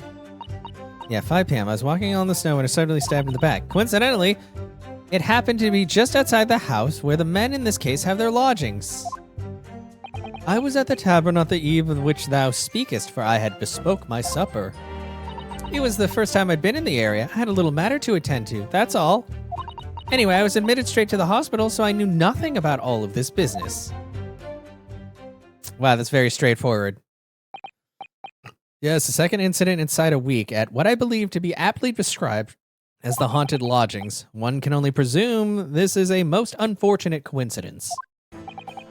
Meanwhile, you say we're not in your room, Mr. Shampspeare? 'Twas the following morn when I did waken that I learned of the dire events. Mary, what a commotion did the officers of the law make on the floor above mine. When Saseki-san was arrested on suspicion of attempted murder. As suspected, there is nothing connecting these two witnesses but happenstance. It's true, it does seem as though they're unrelated at first glance, but I'm not so sure. There's something lurking in the shadows here. I feel certain of it. And this is my one and only chance to expose it.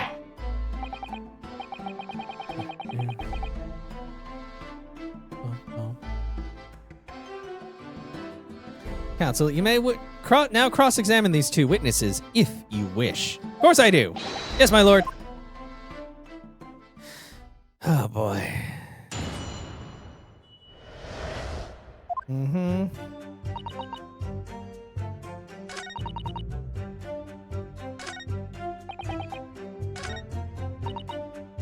Hold it! What did you need to take care of? What little matter, Miss Green? Please elaborate. It was nothing really. It's not worth mentioning. If you remember, you mentioned it to us yesterday at the hospital. It was related to the card you were holding. Miss Green, she's holding a card. So the thing that's going to connect her to that is going to be that piece of the card that is ripped open. I have information regarding Duncan Ross, yeah. What does that matter? It has nothing to do with Duncan. Is that right? Excuse me. Mr. Shampspeare, do you have something to share with the court?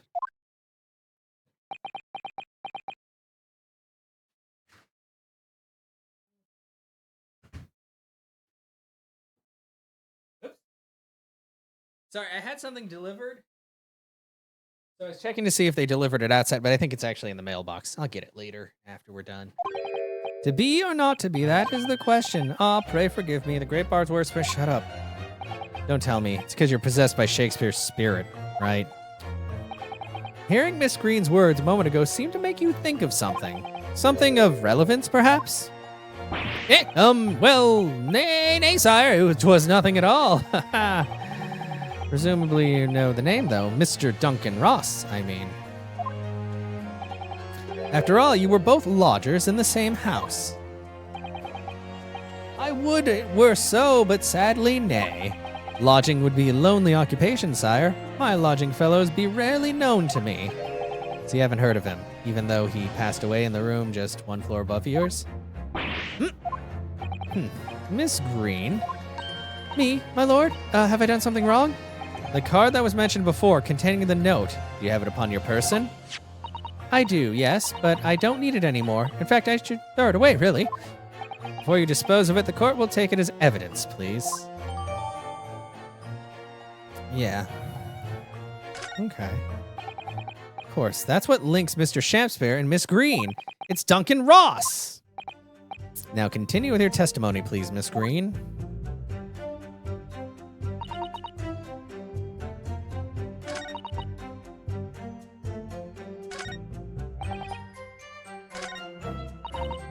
Hold it!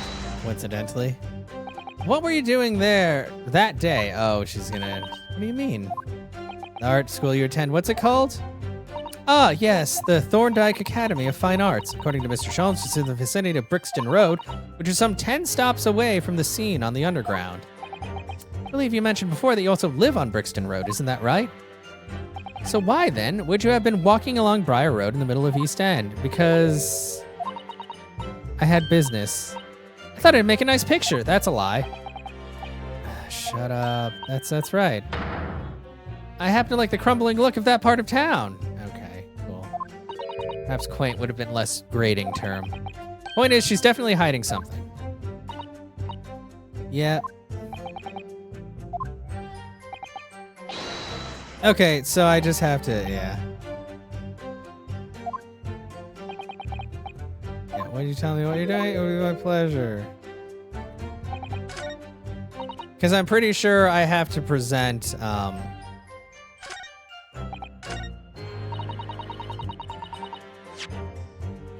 let me examine it first. Pretty sure I have to present this. Envelope has been ripped open rather carelessly, hasn't it? Miss Green strikes me as the type to open correspondence more neatly than that. Ah, what is it? The way that envelope is torn, I'm almost sure I've seen that exact same shape somewhere else. You don't mean... Are you thinking of this piece of evidence, Mr. Naruhodo? Exactly, that's it. Match them up. Doop. They go together perfectly. The torn off end of the envelope clearly belongs to this card. Okay, so now it's updated. Okay. Okay. And that's it. Okay.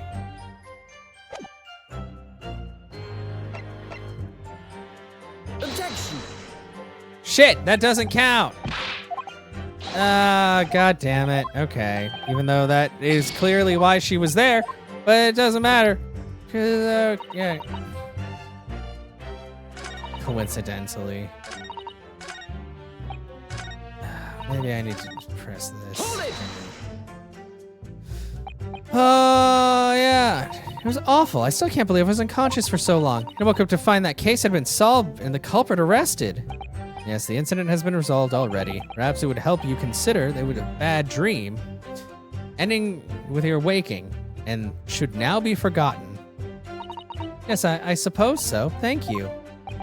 Before you put it completely behind you, Miss Green, I need to remember the details one last time. Tell me exactly what happened.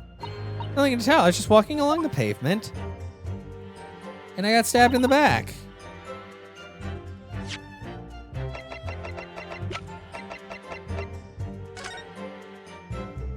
That's the problem. It won't let me read the letter. There's no reading of the letter.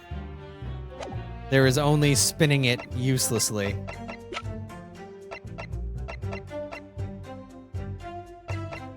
I can look at this. Oh, but yeah, we already know that it fits together. Yay. Yeah, so I can't do anything with that. So it's useless. So fucking great. I bet I gotta press everything and then some bullshit happens. They're like, I guess we'll read the letter, because that's how this game works. A tavern, you say? Which one? You've said it before. The Slug in the Salad. Yeah, 'tis Jewel of East End. A jewel. Little unexpected, I feel. What do you mean, Lord Van Zeeks? The Slug in the Salad offers unusually fine dining, for the locality at least. Not an establishment you'd expect to be patronized by a man with not even a crumb of bread in his room. It's true. The menu lists premium crusts of bread and glasses of water in different levels of cloudiness. Gross. I would have expected Grub's Grubbery in the local vicinity to be more appropriate for your means. Watery soup and mushy peas. Rather soupy water and pea like mush. All equally appetizing. I just want to try some water in a different pub for once. What's wrong with that? how different can water really be? You'd actually be surprised. It's a more plausible explanation. A specific reason why he had to go to that particular establishment. Agreed. Okay. So Mr. Shamspeare's own that, yes. I wonder if we have some evidence. Present evidence. Mr. Shamspeare? Yes, sire? On the day in question, is it not the case that you visited the Slug in the Salad, a place you don't normally patronize, for a very particular reason? I don't know what you're talking about. Pray, if thou hast some purpose, speakest. Very well, I'll present the court with evidence. Take that! I believe this card reveals the answer. Good lord, Miss Green's card, you mean? That's right, my lord. It reads, I have information regarding the death of Duncan Ross. Come to the Slug and Salad on Briar Road at 5 p.m. on the 17th. Don't tell anybody else about this letter or the meeting. It is a matter of utmost importance.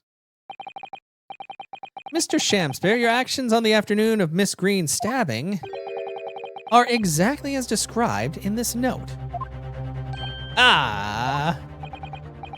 Personally, I find it hard to believe that's a coincidence.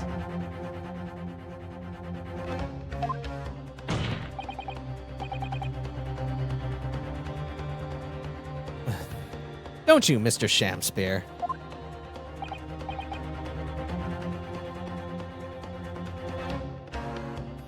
There we go. Oh, well,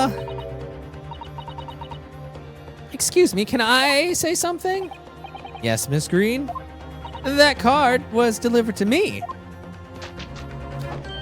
It doesn't have anything to do with this odd man, does it? Well, you'd think so, yes, but it's hard to believe it's merely... My lord, may I?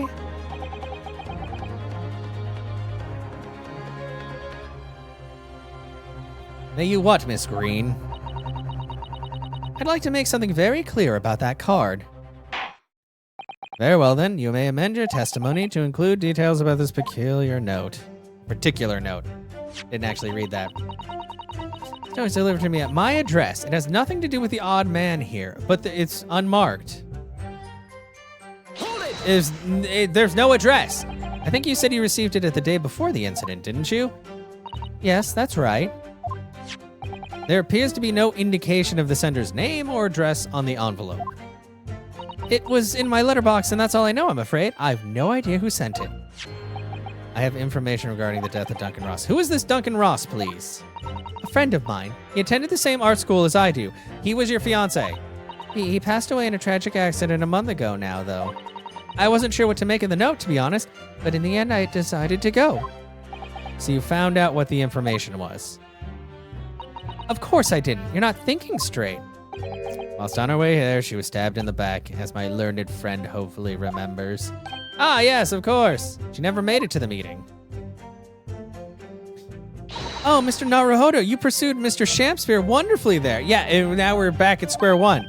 Worked out well, hasn't it? We have a new clue at last. All right, now I need to pull off a really insightful objection somewhere. Well, as you've managed to expose this promising new angle, I wonder if you should perhaps try to develop that. Oh, yes, of course. And yeah, add objections isn't necessarily the best way to do that, I suppose, I guess.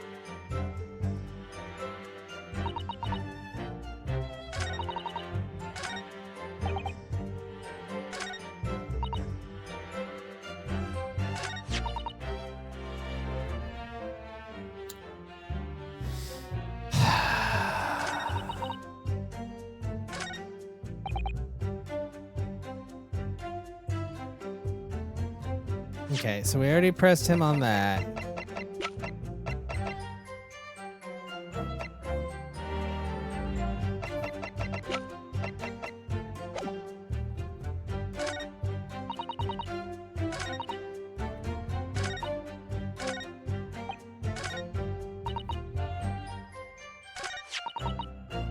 Oh, okay. I have to present the little piece of it. Because it was definitely in his lodging. So there's no way that it couldn't be connected. The day before the incident, exactly 1 week ago now, this note was delivered to your address, and upon carrying out the instructions in the note, you found yourself in the hospital. Yes, I did. It's terrible. Everything that's happened to me. Yes, it's terrible. If it's all true, that is.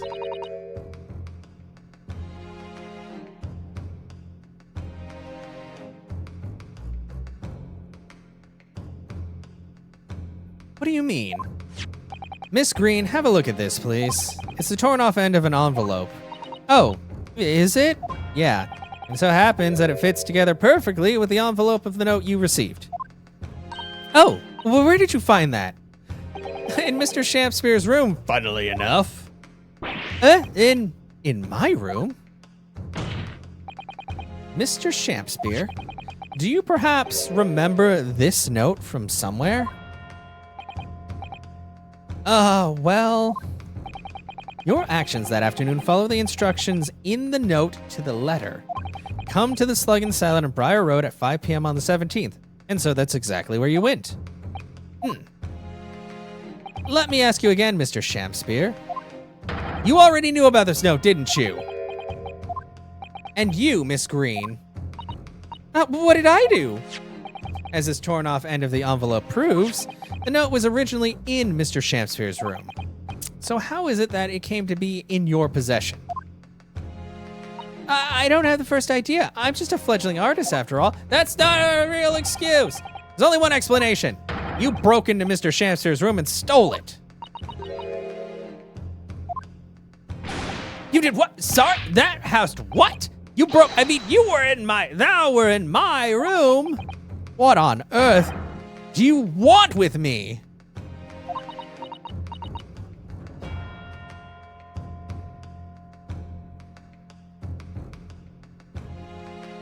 I don't know. Maybe you had something to do with something. It would seem that both witnesses need to testify again. Yeah, please. Miss Green, yes. Whilst you have the court's sympathy, I'm sure, for the suffering you have endured in recent events, anyone found to be giving false testimony in a court of law will be duly punished. Please bear that in mind. And not the fun kind of punishment, the bad kind of punishment. Yes, I know. Very well then, witnesses, you will give formal testimony again to the real things that happened. The anomaly of the note. I do remember now, 'twas a week ago, her adventure, that note was delivered unto me. I remember. Yeah, you jogged my memory.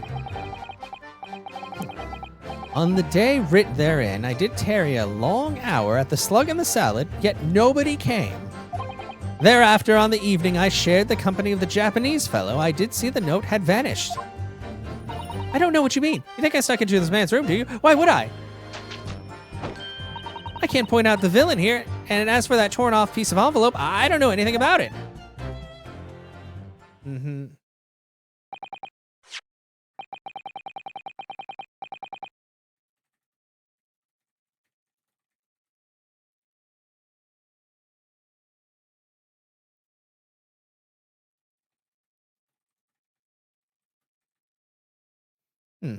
You now claim to have received this letter, do you, Mr. Shampspeare? Faith, 'tis so, my lord, and I would swear to have set it upon the table in my humble lodgings. Yet, 'tis clear to me now that since I returned from the tavern that night, I have not laid eyes upon it. Well, that being the case, young lady, it would appear that your testimony was a lie. Is that what you think? How unfair do you think I'm the one that's lying? I beg your pardon?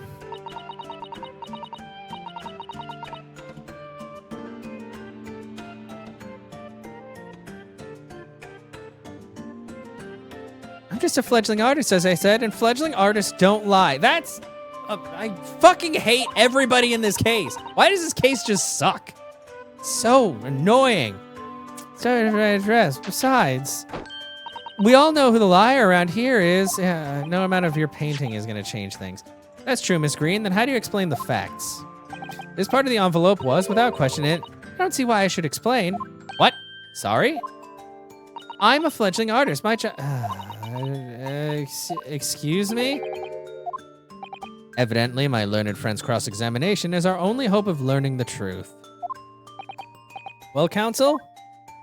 I'm ready, my lord. Like, what am I doing? Playing cops and robbers with like a fucking 5-year-old? Yo, you can't hurt me. I'm bulletproof. You can't cross-examine me. So annoying. I kind of wish she had died if she's the true culprit. I wish everybody had died. Natsume, I guess you could live a little longer, but everybody else go. Miss Green clearly did break into Mr. Shampster's room. Made no question of that. And that's how she acquired the note. Yes, 2 facts are starting to lead me to a possible explanation for all of this. And it's not a pretty one. Cool. Cross-examination. The anomaly of the note. I do remember now. 'Twas a week ago. Per adventure. Yeah, okay. Hold it!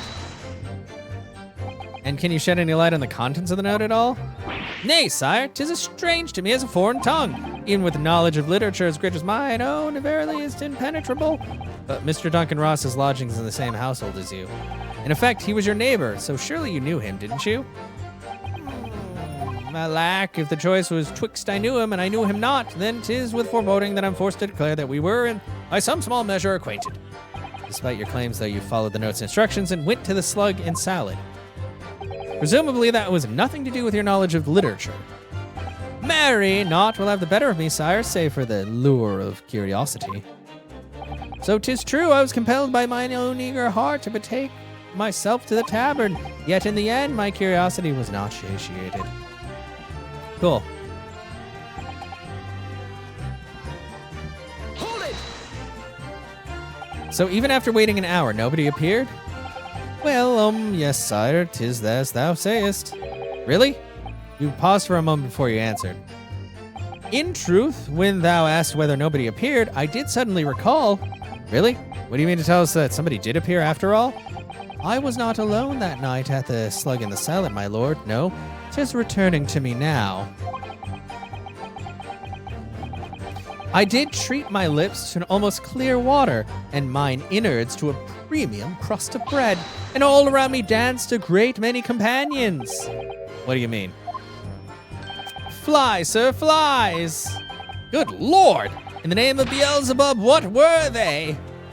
Fairies, perchance, from a midsummer night's dream, come to taunt me? I think they were just flies. Can't help thinking that flies ought to choose something more wholesome to buzz around. Is that wrong of me? I mean, no. Even if this man is a big, steamy pile of shit. Hold it!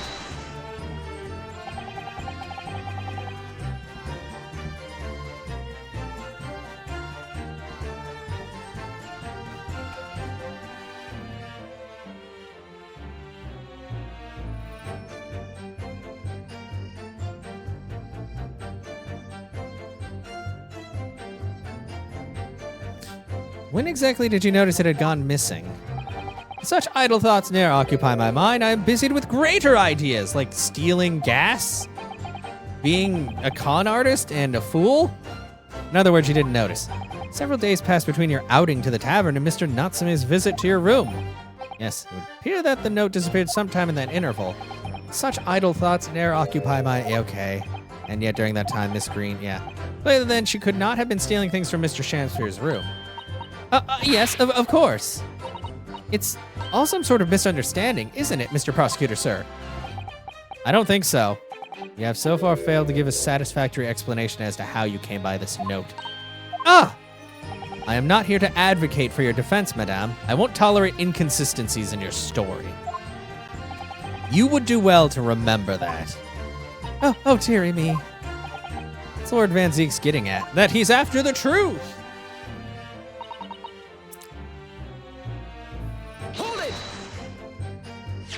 It seems that this note was actually delivered to Mr. Shampster about 1 week ago.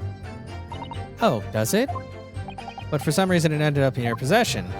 I can't think of any way that could have happened except for you breaking into Mr. Shampster's lodgings. Objection! But for what reason would the witness have done that? I won't deny that Miss Green's possession of the note would appear to defy logic. However, Until and unless her involvement in this case can be proven in some other way, any further pursuit of this note is meaningless.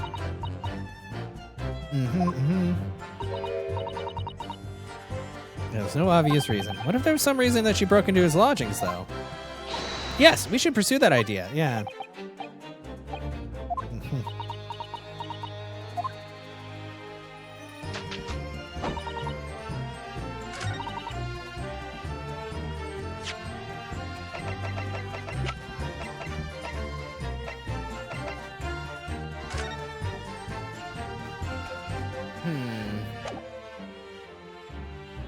Huh?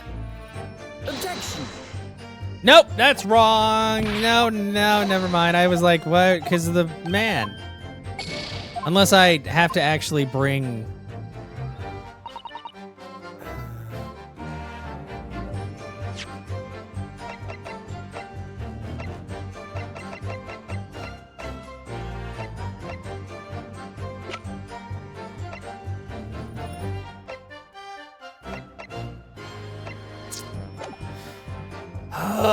Okay.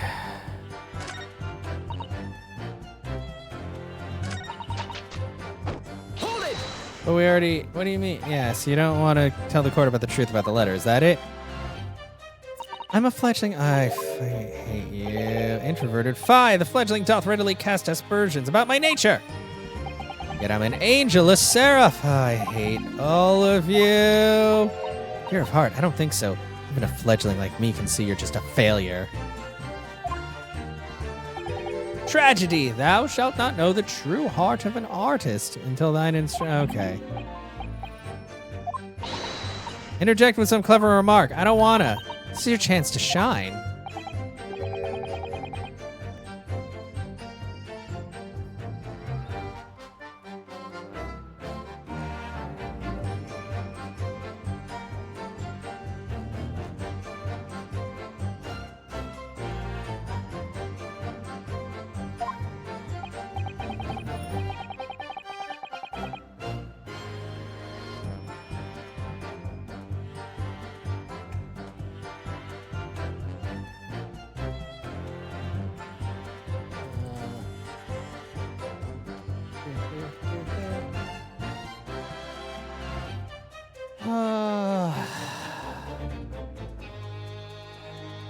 Yeah, there's evidence. Yes.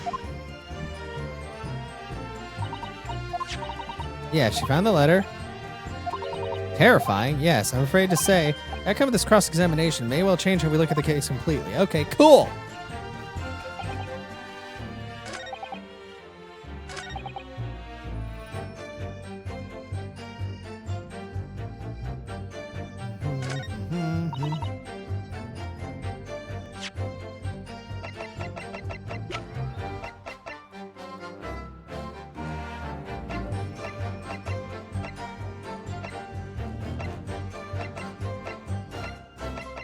Objection!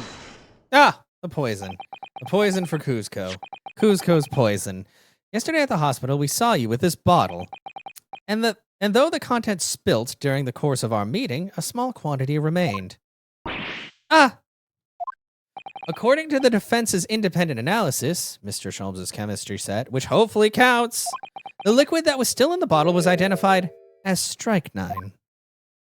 What? Strychnine? The very same poison that afflicted Mr. Shamser and Kuzco. Actually, no, that was just llama. Essence of llama. Huh? Miss Green, you broke into this man's lodgings for one reason and one reason alone. To cover the end of the pipe that feeds the gas lamp in Mr. Shamster's room with poison.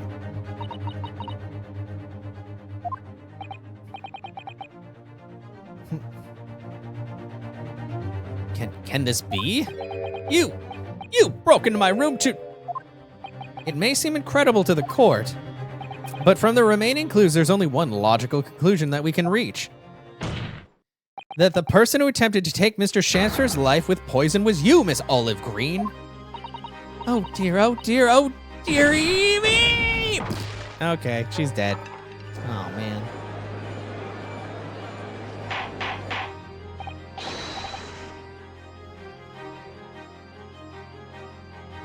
Order! Order!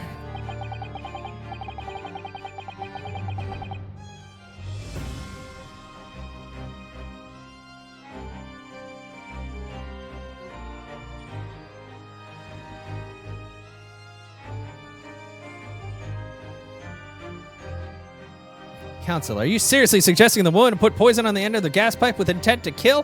What else do you use poison for, sir? Yes, my lord. There's no other way to explain the facts. But if Miss Green did indeed set up this odious trap 6 days ago, and the victim had put his mouth to the pipe that very evening as expected, the attempted murder would have happened 6 days ago, surely? Well, that's a very good point. Perhaps not, my lord. I beg your pardon? Oh, there was a significant police presence in the area that evening on account of the incident on Briar Road. Local residents were being interviewed throughout the night as a part of the ongoing inquiry. A circumspect criminal would likely have chosen not to carry out any wrongdoings at that time. Lord Van Zeeks, you're on my side, kind of. And of course, the following morning, there was more activity at Mr. Shamspeare's address. More activity? Oh, yeah. You mean his fellow lodger, Mr. Natsume, being arrested on suspicion of murder? That's right. And as the defense has already proposed, Mr. Shamspere was meddling with gas in the pipe for a very sinister reason himself. To cause the gas stove in Mr. Natsume's room to go out, thereby asphyxiating the occupant, because he really wanted that room. But once Mr. Natsume had been arrested, his room was under constant surveillance by the police. In the circumstances, Mr. Shamspere had no reason to blow air into the gas pipe, his intended victim being in a prison cell. With the need to tamper with the gas removed, the poison on the pipe lay dormant. And then, 3 days ago now, the situation changed again. Right, Mr. Natsume's trial, which took place here at the Old Bailey, came to an end. The trial in which the man stood accused of stabbing Miss Green in the back but was duly acquitted. That resulted in Mr. Natsume returning to his lodgings for the first time in 2 days. And that very night, his gas stove mysteriously went out, and Mr. Shamspere was mysteriously poisoned. In conclusion, the poison that was present on the mouth of the gas pipe had been put there in the victim's room for some 4 days earlier. Fiery! Fall down. Die. Perish. All of you. With that new understanding, it becomes clear that this letter was all a part of the plan. What plan?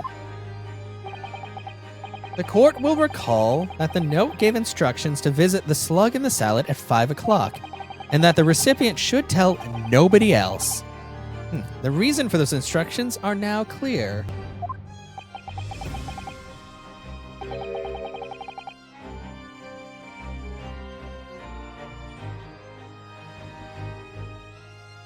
To ensure that the lodger would not be at home in the stated time. To make sure I wasn't home? Yeah, exactly. That's why it was like set at that specific time. Exactly. While you were out, Miss Green could safely slip into your room, knowing that she wouldn't be disturbed. You mean to say that letter?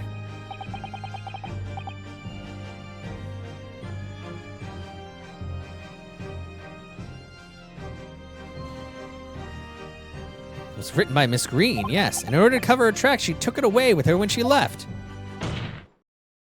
Just after she smeared poison over the mouth of the gas pipe in your room. By the way, you might see me looking over a lot. I'm actually not looking at a walkthrough, despite what you might be thinking. I'm just easily distracted, especially when my brain is being overloaded with all the shit going on. But yeah, everything I've done. Otherwise, I wouldn't be making so many mistakes, because I'd just be like, yes, it's this answer that was beamed to my head by God or Wiki. Order, order! What do you have to say for yourself, witness? Just who are you? Why did you try to kill me? Miss Green's motive should be obvious. It's all tied up with someone whose name we've heard several times already during the course of this trial. You'd be done with this case by now. Exactly. So, what's behind all this? It's revenge! You will share your apparent understanding with the court, please, counsel. Duncan Ross. Oh, he was only 21, but she's also only... Oh, she's 20. It was Susato! I knew it. No, it wasn't Susato. Fucking Duncan Ross. Duncan Ross. That's right. Before the defendant, Mr. Natsume, took up residence in the lodgings at Mr. Garadeb's, somebody else was renting the room. Mr. Duncan Ross. I knew I'd heard the name somewhere else. It's all over the papers months ago when the man died in strange circumstances at the haunted lodgings. That does have a ring of vague... of course, yes, I remember now. The young man they claimed was strangled by the convict's curse or some such.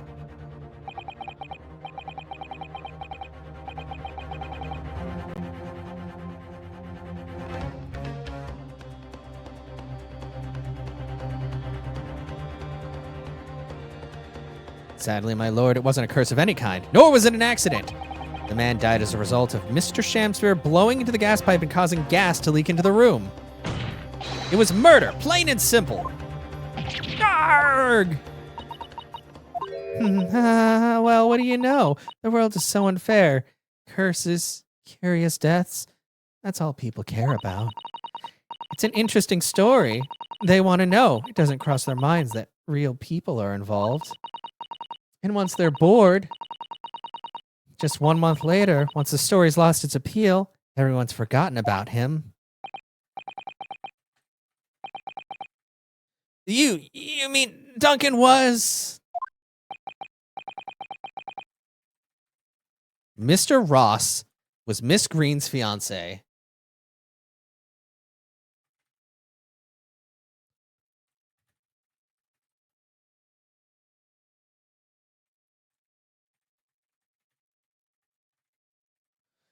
Yeah. Fiancé? You may not have known until now who Miss Green really is, Mr. Shamspeare. But she's known exactly who you are all along. Because you're her sworn enemy, the murderer who took the life of the man she was to marry. Marry?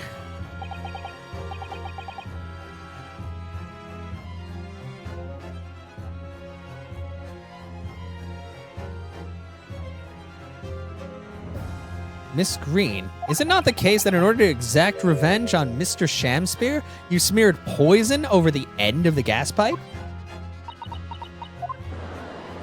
Speed it up, please. Speed it up. This is all quite extraordinary. Am I correct in my understanding that you now accuse both parties, counsel? Each on different counts of murder? Well, attempted murder. Yes, my lord, that's correct. Objection! Come on, man. Inhaling so deeply, it appears that my fledgling learned friend has taken in a lungful of dubious gas that's caused its judgment to be clouded. Are you... What the hell, man? What? Of course it's not over yet. Why would Mr. Shamspeare have wanted to kill these lodgers, as you say? You have completely failed to provide a motive to substantiate your accusation against the man. No, Mr. Garadeb said multiple times he kept wanting that middle room. Yes, that's right, Mr. Reaper, my liege. I have been slighted. 'Tis lies, I deny everything. You'll have to forgive me, Mr. Naruhodo, sir. But I don't intend to admit anything either. Well, cool. Yeah. I'm sure you'll think I'm being very rude, but I'm not going to be sent to the gallows for the likes of this scoundrel. Objection! But you broke into the man's room. You didn't do it to smear poison on the pipe. What was your reason? I thought I'd have a look around. That's all. That's the stupidest. That's so annoying. Sorry? You're right. I suspected him, so I thought perhaps I might find some evidence or something in his room. Evidence that it was him who took Duncan's life. Oh, vileness. Oh, villainy. Oh, tyranny. Oh, rotundity of woman. Rude. In any case, whenever I leave my room, I do turn the key in the lock. No, place is falling apart. The locks on the doors are no different. Duncan showed me once how to unlock the door with some terps and a piece of wire. Wow, so you're a pickpocket now, too. Yeah. We will consider your trespassing on some future occasion, but for now, tell the court what you found, what evidence your search revealed. Well, I spotted the note I'd sent him lying on the floor. When I went to pick it up, I noticed something. One of the floorboards was loose, and underneath it, I discovered a secret hiding place. Eh? Yes, we also discovered that hiding place. Inside, we found a newspaper cutting, a photograph, and an empty tin box.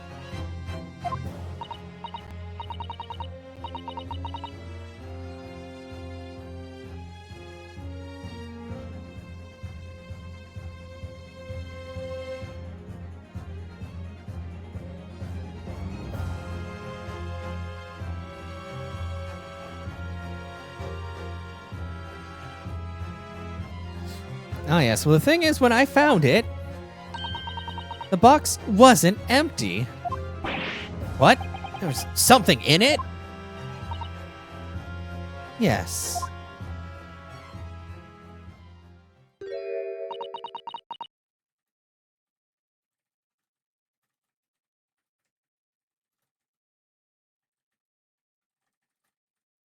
The key! This is a rather nice key. That is a big key. Ah! That's the key to my room. What are you doing with that? What the? Every ounce of color is drained from his face. He was already pretty pale. Give it here. Give it to me now. It's mine. I inherited it. What? What was that, witness? What did you say? You inherited it? No, what's all this about? He inherited the key? It was obviously important to you since you'd gone to such lengths to hide it, so I took it. I don't know what it's for, but you took something precious from me, so I took something precious from you. So what if it means you can't open something now? I don't care. Give it back this minute. Give it to me. Calm yourself, witness. So Mr. Shamster has tried, and in one case succeeded, to take the life of 2 lodgers now. Yes, his motive for doing so is the key to everything that's happened.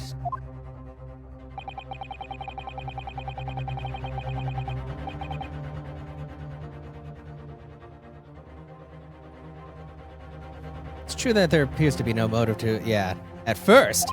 But considering everything we know now, I think there is actually something that could explain it. What? Slap. We need to recall every piece of evidence at our disposal. Everything we've seen and heard. Because I'm sure that I just caught a glimpse of the link that runs through all of these events. It's the key! The key to the case! Get it? I'll leave now. What is it that you can explain the motive for Mr. Shamster's alleged crimes? Wait.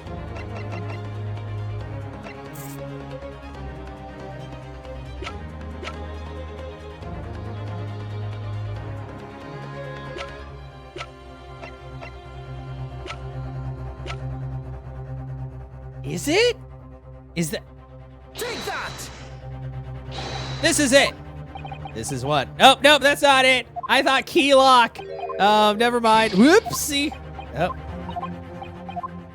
Anyway, that's all. It's a little thinking. Okay, key.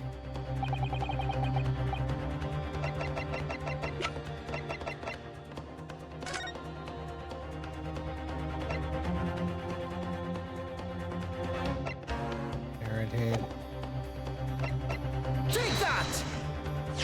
That's an official police report. Inherited is a strange way to say murdered and stole.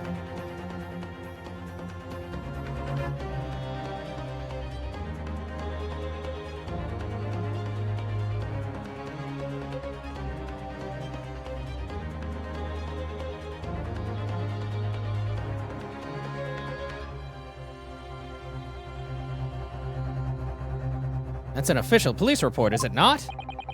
Selden file? How did you get a hold of that? Don't ask me. Selden?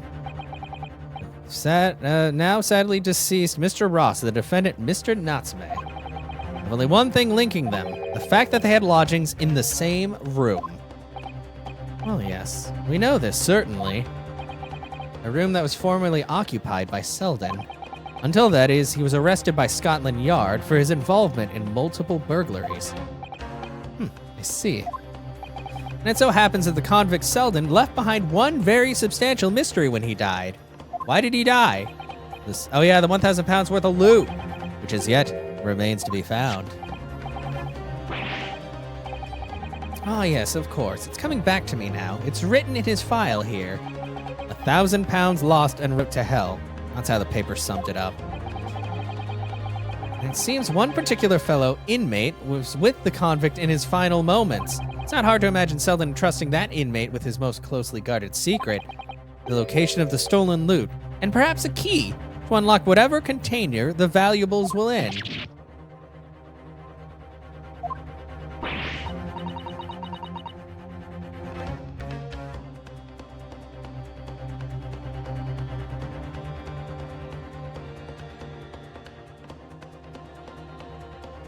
Okay. Oh, you mean this key is... Yes, the key to my heart. Mr. Shamster, it was you, wasn't it? You were at the capital offender's side when he died, were you not? What are you talking about? Tis a false charge, I tell you, a false charge. The name of the inmate who was with Selden at his death isn't noted in the file, but a simple telegram to the prison where he died would quickly tell us how false the charge really is. Ugh. But even if it's true, why would the man be so intent on killing every subsequent occupant of the convict's lodgings? There's only one explanation for that, my lord. It was in that very room that Selden hid his loot. Oh. Oh.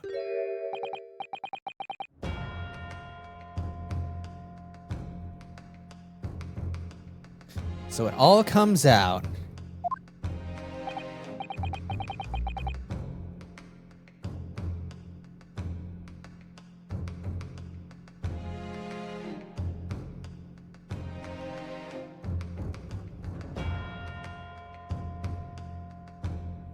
Yes, and having established that, all of Mr. Shamster's subsequent actions start to make perfect sense.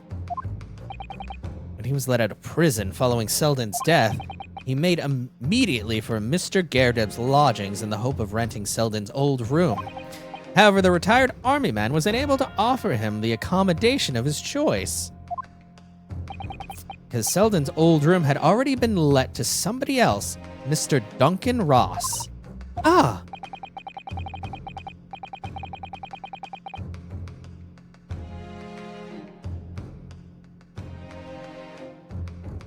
Which is why Mr. Shamster subsequently devised his gas-based plot to kill the occupant of the room. And when he was successful, he presumably intended to inquire about switching into the newly vacant room. However, a certain jittery someone had beaten him to it. Saseki-san. The defendant of this case, no less. So you decided to use the ploy with the gas again, didn't you, Mr. Shamster? This time to oust Mr. Natsume.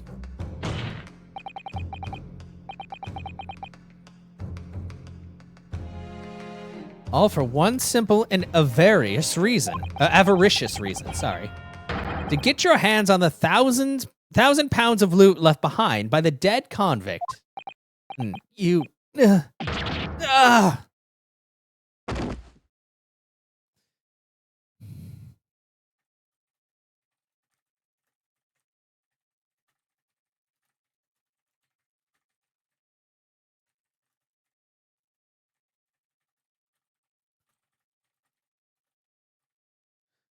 Listen, I want you to have me loot anything to stop the coppers getting their mitts on it. I wish this wasn't automatic. It's hidden in the room where I was lodging when they got me.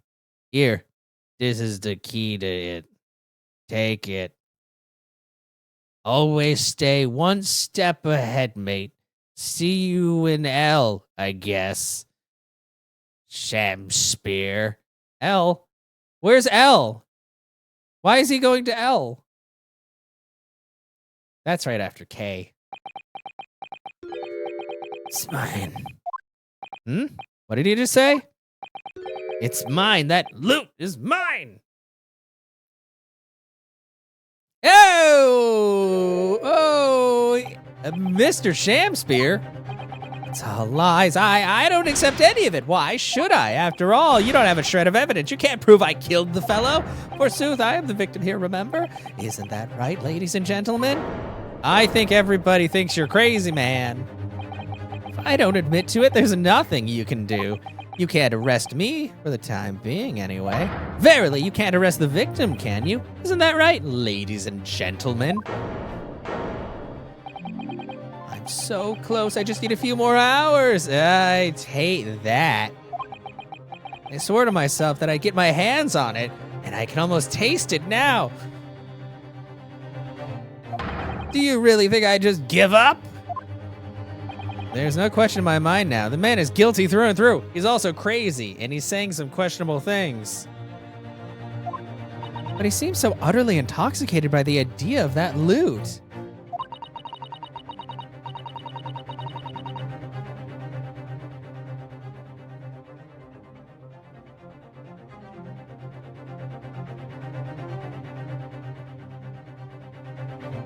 I'm afraid that however hard you press him, he'll never admit to what he's done, Mr. Naruhodo.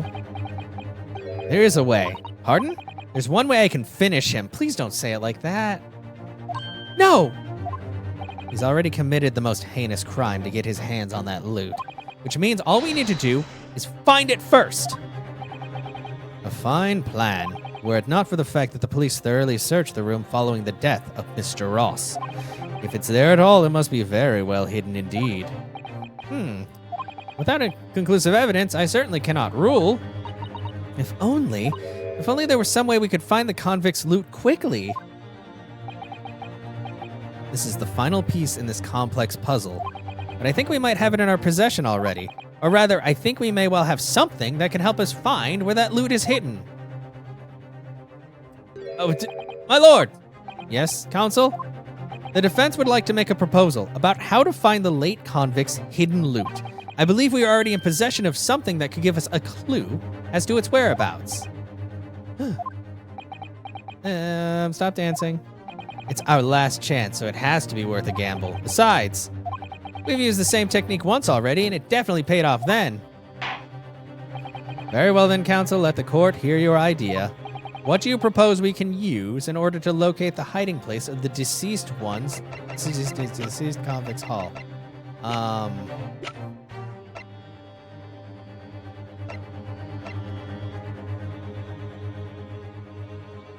I'm gonna assume that I have to show them the handprinty thing, because we can probably find handprints or skin prints of where in there he might have put the loot. But I'm also not 100% sure, and I do not have very much health left. So I'm gonna save the game. But I feel like we can be like, hey, remember the thing that we did the thing on? Take that! If I'm not mistaken, those are Mr. Shakespeare's handprints on the wall of his lodgings.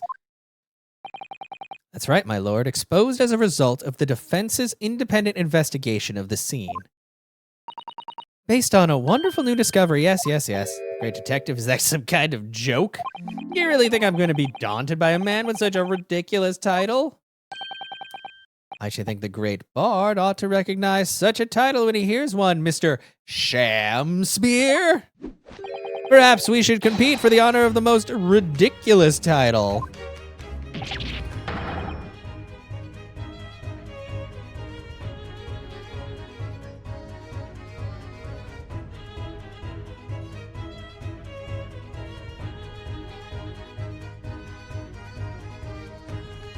It's just Sherlock Holmes himself. Yeah, it's me. What are you doing here, great detective? Your usual haunts are the filthy back streets of the capital, are they not? Ah, Mr. Reaper, it's been too long, and I see your complexion has worsened since we last met. Mr. Sholmes.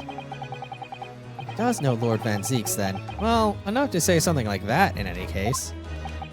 Mr. Sholmes, though you may be heralded as a great detective by the population at large, that does not give you the right to come and go in my courtroom as you see fit.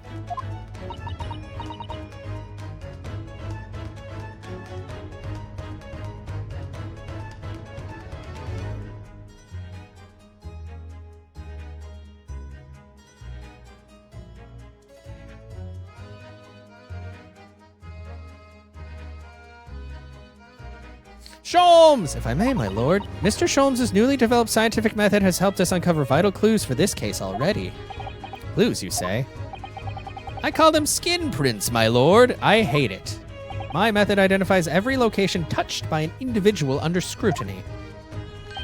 It is the method by which we were able to ascertain this gentleman's gas pipe activities. Ah! You need only a small sample of something the individual has previously touched to make an indicator solution. In your case, sir, I used the teacup you had been holding. Elementary. So now, Mr. Naruhodo. Yes? What am I to use as a sample to make the indicator solution this time? Thank you for offering your help, Mr. Sholmes. When the convict was arrested, he was living in what is now Saseki-san's room. We need a sample. Present evidence.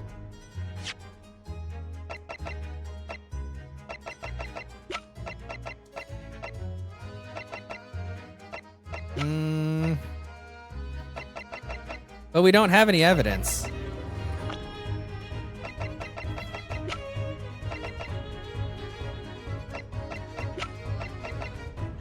What? I'm kind of confused now. We need a sample to help locate him, the loot that's in his room. What form will the sample take? 'Cause I don't think we have evidence that he's touched. Oh, so it's gotta be fucking...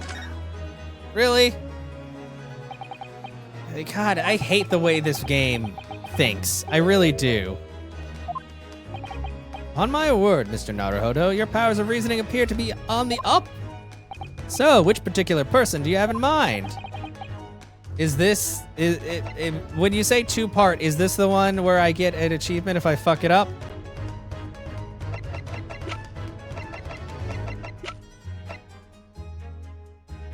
Or is there another one? Because this is a two-part choice. Anyone but her? Okay. Present! Take that! And what, pray, does that said person possess that could be a... Yeah, he touched him. He touched him. Dear me, your left eye just twitched. Are you currently concocting an elaborate excuse? Not some clever Japanese joke about a wet noodle, I hope. Arr, you got me! My wet noodle! The noodler. The noodler! What? I already know. It's from her. Take that! The noodler. Miss Green. Ah! Me? What do you want with me?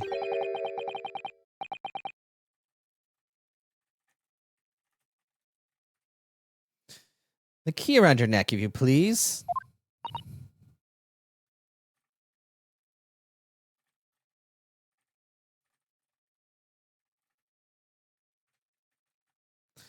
Sorry. The key belonged to Selden. There will be remnants of secretions from the man's skin, on the surface we could use. Very true. That is the sample we need. Using it, we can create the indicator solution required for Mr. Sholmes' skin print seeker and find out exactly what Selden touched in the room that he used to rent. Arr! Mr. Shampspeare has one great to another, I assure you. If the late convict's haul is hidden somewhere in his former lodgings, I shall uncover it in no more than 30 minutes. Ugh.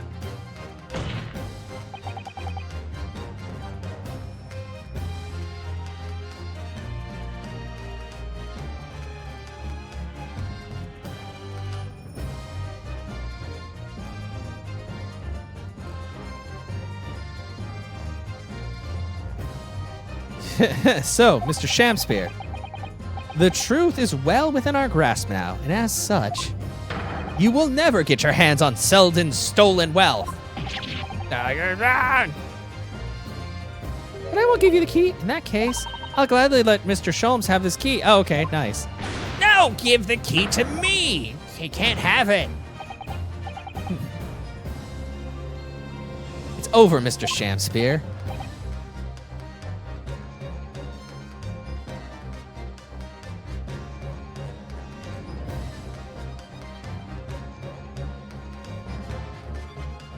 No, no, no! You're out of options now. There's only one thing left for you to do. Admit your guilt. Whoa. Oh, shameful spear, despair. Be thy name. Cool, he's dead. Congratulations.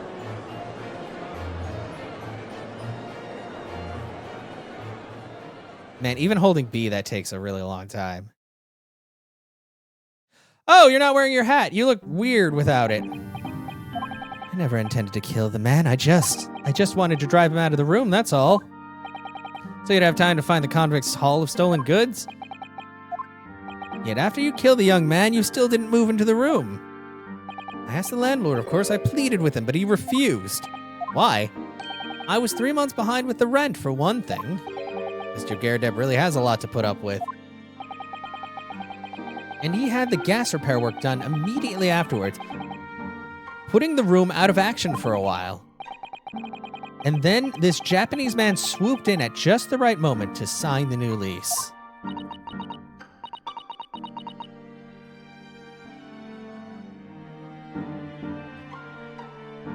Poor Mr. Natsume. What unfortunate timing.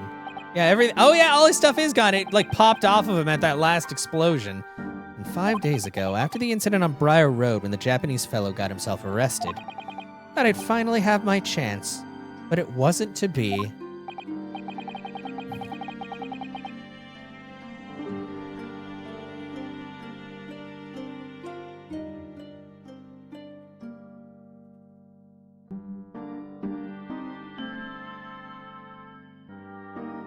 No, the scene was sealed off and guarded by the police night and day. And if I remember rightly, Mr. Schoen spent the whole day in there reading books. Couldn't even enter the room, let alone search for the loot. Which is why on the day Mr. Natsume was acquitted and returned to his room, you once again tried your tricks of blowing air into the gas pipe that feeds the stove in his room. Unbeknownst to you, however, that action would lead you into a deadly trap.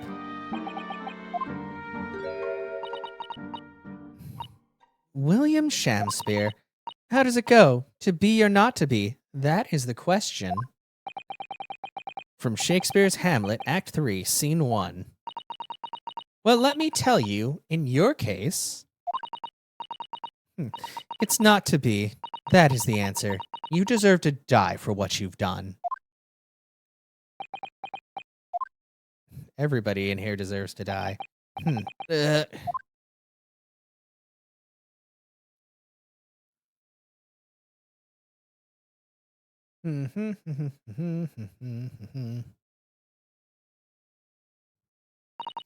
At first, I really did think it was just a terrible accident. I'll never forget our conversation about the night before Duncan died. The gas supply in my new lodgings are a complete disaster, you know, Olive. The gas supply? Yes, the stove always seems to go out in the middle of the night for some reason. It's no joke. They say it's the convict's curse. Oh, Duncan, please don't stay there. I don't care how cheap it is. All right, then, if it's that important to you, I'll start looking for a new place. Oh, he was looking. There are more spare rooms at my house. Why don't you leave that horrible room tonight? No, I'd better not. We said we'd wait until we graduated before we told our parents, remember?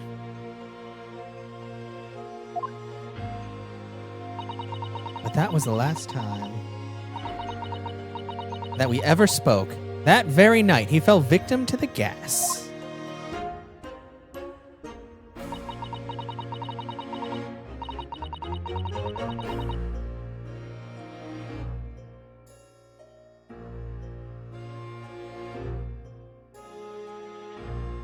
If only I'd known it was good. Yeah. If insisted he left that horrible room that instant. Yeah. But instead, all I've left with is this bitter regret. I stopped going to school. Something kept drawing me back to the house on Briar Road. Haha, drawing? Get it? Because she's an artist?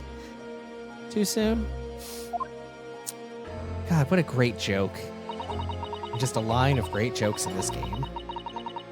I saw a stooped Eastern-looking man with a mustache coming out of the house one day when I was there. He walked up the road to Grub's Grubbery for some food, so I followed him and sat myself down next to him. He had some watery-looking soup and started to pick a quarrel with the publican. place is cursed, I tell you, cursed! The ghost of that convict that used to live there is trying to suffocate me. I wake up in the middle of the night from freezing to death because the stove has gone out. The room is full of gas and I can hardly breathe. The pipes have been checked, no problem there. It's like, I'm the problem. That's what they're thinking. Also, hi, Gold. How are you doing? Welcome on in. But how could that be? Duncan was gone, and I've actually almost done with his case. Now this man had almost suffered the same fate. Could it really be a curse?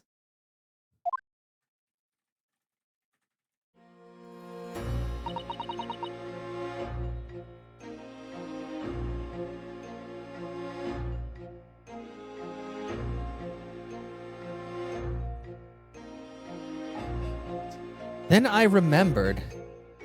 Yeah, how you doing? Streaming the solo Dokapon Kingdom. Oh, I think I've heard of that. How did it go? And I remembered. A rumor I had heard about how the gas companies go around investigating gas installations. Yeah, she's a lot. She's just an amateur artist. They don't lie, or they don't know nothing. Rumor, yeah. A rumor. Okay. Oh, you mean the blowing? Everyone's heard the stories, it seems, about how they go around checking on the pipes. Pretty good. Good to hear. How anything connected to the gas can be extinguished by blowing air into the pipework.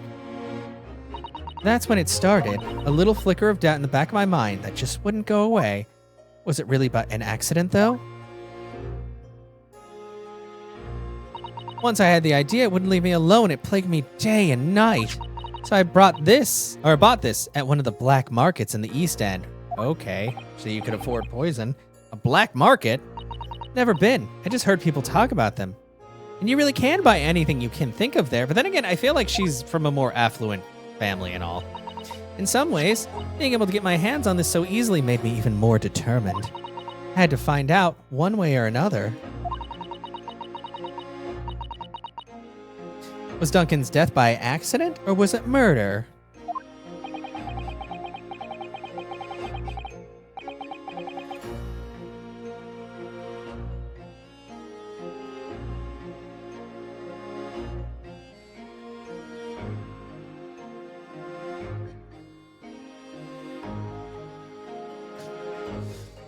Boom, boom, boom.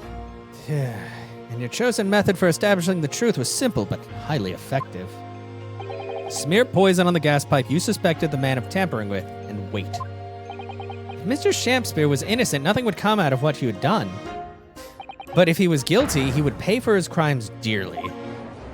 Oh, she's on a box! I didn't even notice that earlier, but it makes sense. All short people get boxes of various heights.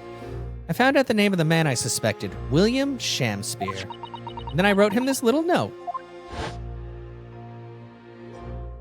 I have information. Yeah, come, don't let anybody else. Yep. And then I used that time to put poison on his pipe. If he had done it, I knew they'd worry him enough so he'd be sure to go. So I waited to see if it worked. And of course, Mr. Shampspeare followed instructions to the letter. Literally, because the instructions were on a letter. I worked out where the gas pipe was straight away. So I smeared a good amount of the poison I'd bought all around the mouth of the pipe. All the time praying that the devil's work wouldn't be done and that it was all just some wild fantasy. Have a good one! Gold, thank you so much for the raid. Actually, no. All the time praying the devil's work would be done and that the culprit would get his just desserts. That's deserts. They misspelled that. That said just deserts. It's just desserts. There's no deserts involved.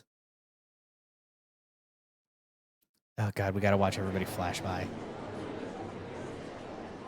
Well, that definitely said deserts. Yep. Yep, it says deserts.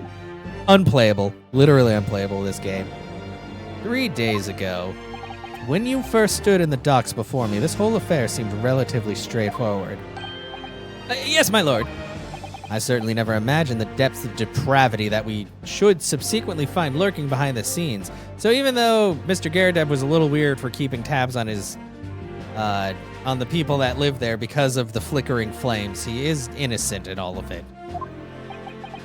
It has been a long road, my Nipponese friend. Oh, yes. And one I certainly didn't envisage walking with you.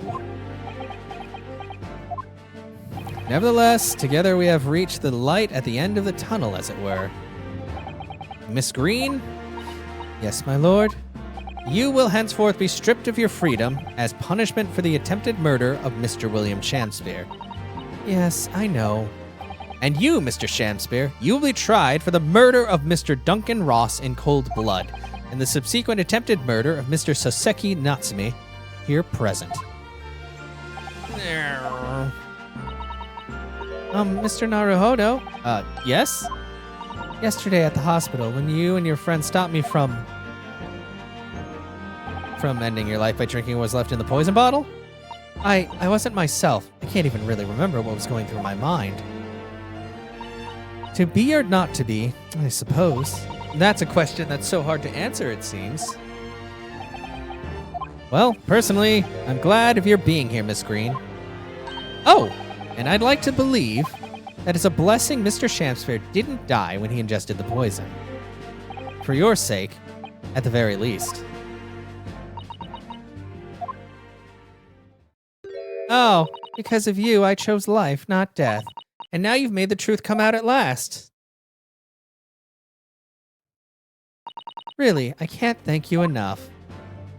Oh, Miss Green. Mr. Soseki Natsume. Yes, my lord. The court declares that you were exonerated from all blame in this matter. Accordingly, I would call upon the ladies and gentlemen of the jury to present a verdict of not guilty. We're in full agreement, my lord. Good. In that case, I hereby declare the defendant not guilty. Thank you. Finally. Oh, gosh. It was only like 8 hours. This was 8 hours of episode 2. I hate my life. Court is adjourned.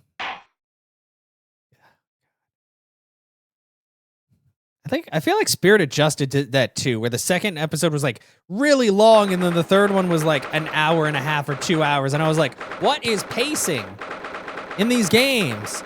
Okay, nope. Oh, yes, at last. Divine justice duly done. Cool.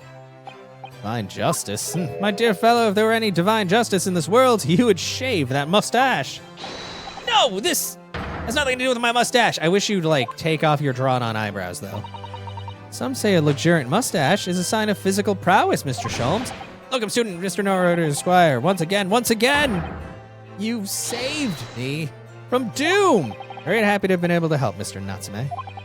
Congratulations on your acquittal. You're second in almost as many days. Yeah, haha, funny joke. I was first acquainted with and gained affection for English literature whilst in our great homeland empire. And then, I trust to fate, I was brought to the land that bore the fruit of that literature. Only the city of bricks and mortar became my prison, as I might have never found my feet here. In the end, I confined myself to my room and lived life through friendly old books. You've had such a difficult time, haven't you? But a week ago now, I dragged you out of that dark and dingy room of yours, did I not? Ha ha!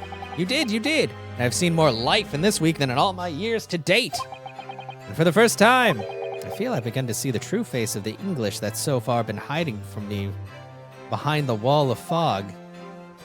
My dear fellow, there's nothing special about the true face of the English, as you put it. Wheresoever one goes in the world, humans are human. There are few genuine differences. Yes, I think you're right. I finally started to see that, and I've come to understand something.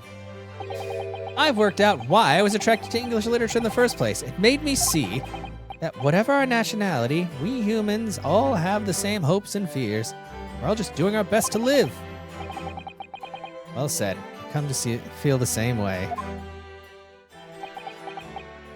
I made a decision, too. I'm going to cut short my study tour here and return to Japan. What? Why wouldn't he? Just when we become friends here in England. What a terrible shame.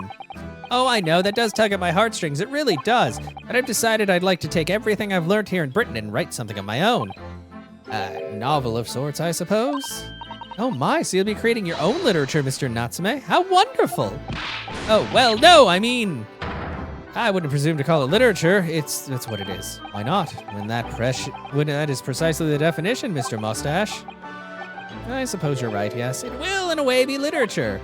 But as of now, all I know is I'd like to try my hand at writing. I have no delusions of grandeur. I, for one, would love to read your work.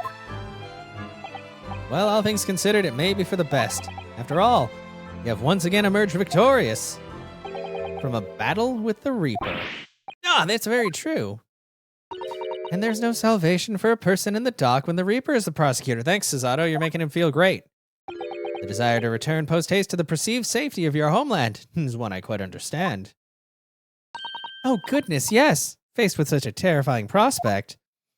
Nobody would consider that cowardly, I'm quite sure. But that's not why I'm leaving. I mean it. He's objecting. Get out of my face. And that was the case that we found ourselves embroiled in 6 months ago. Soseki-san did indeed return to Japan and submitted a report about both cases to the government. It was on reading that report that Professor Mikotoba was prompted to visit the scholar. And barely any time later, Susato-san was given the news that she must return to Japan as well. On the back of a telegram stating falsely that her father had fallen gravely ill. Yeah, the only possible explanation that comes to mind is what happened after the trial, on the following day, the day that we uncovered the loot hidden by the now deceased convict in his former lodgings. Oh, are we going to play that out, or is that to be continued? Okay, we're looking for the loot. Oh boy. Well done, Mr. Sholmes. How simply marvelous of you to uncover the secret hiding place in just one day. It's supposed to take 30 minutes, or wasn't it? As I believe I told you, my dear fellow, skin prints are extremely useful in such situations. Wouldn't you agree, Gregson?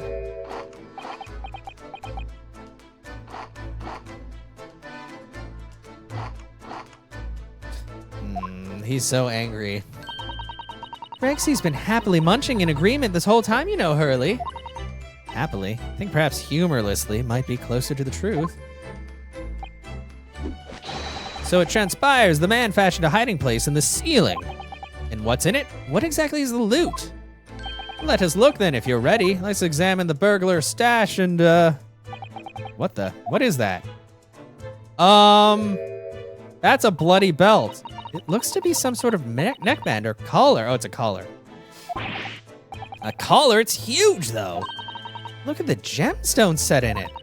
I can see why it was claimed to be worth 1,000 pounds. Perhaps I could have it as a belt. Oh, have you not noticed on the inside there? There are some dark stains. You don't think they could be blood, do you? I mean, there's quite a lot of it. On second thoughts, perhaps I won't have it as a belt. And of course, there's this emblem here. A large letter B and a small crown. What does it signify, do you think? Oh, I hadn't noticed that. Wouldn't you guys know? I feel as though I've seen that emblem somewhere before, you know? Where could it have been? That's enough of that, I think.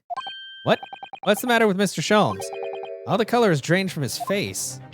Well, Inspector, I believe you ought to be taking this, oughtn't you?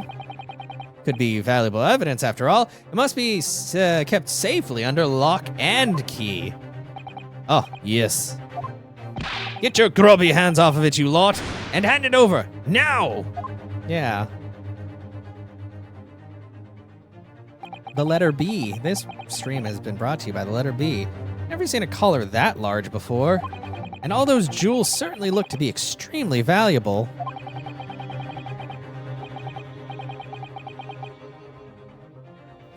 But that's not what stood out the most to me. At least, not once I'd noticed it. Those dark stains on the inside of the collar, those stains. Could they really have been blood? Maybe. Well, that was a funny case, wasn't it? But it's all buttoned up now.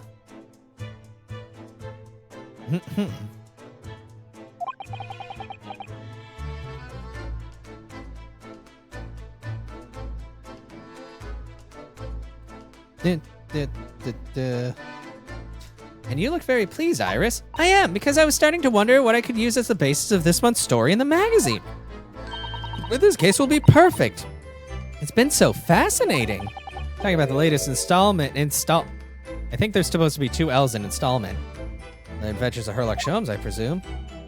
The mystery of the knife in the mist, and the mustache man and the convict's curse, perhaps. I could make it a 2-part story. Oh, I can't wait. A word, please, Iris. Yes, what is it, Hurley? I'm sorry. You can't write about this case. It's out of the question. What? Why not? It's a great case. Then I shall have to insist that you limit yourself to the first of your 2 titles. The second must never be written. Is that clear? Oh. Sir? Yes. Wow. Why are you being so mean to Iris? Sholmes being a dick. So it and so was that the second of Soseki-san's cases became buried in obscurity. Now, looking back, I feel I understand. I can see why Mr. Sholmes forbade Iris from publishing the story. It would take a little longer before I saw the link between everything that had happened and would happen. For it wasn't until 2 months after the arrival of Susato-san's letter that events began to unfurl again. Yes. With an incident that took place at the very heart of the eagerly awaited Great Exhibition of London. I would love that so much, Shiro. I hate the fact that they never did that. It's certain parts of this. If it even that, like, just fully voice act it. Make it easier for us. End. Well, everybody, that was the end of episode 2, The Key of Knowledge. Awesome. That took far too long. That took way longer than I would have liked. But it's okay. We made it through. So now we're going to start on episode 3, Return of the Great Departed Soul. But we're not going to start that now because we're done for today. This has been a 5-hour stream, and I just finished episode 2. But yeah, do you think their budget isn't big? Which sucks. It's Capcom. Capcom, you got money, Capcom. Don't lie to us. Thank you, everybody, for being here. We finished episode 2. Only 3 more episodes to go, because I think there's only 5. And so we got 3, 4, 5. So very good. We're making it through and unraveling the mystery slowly but surely.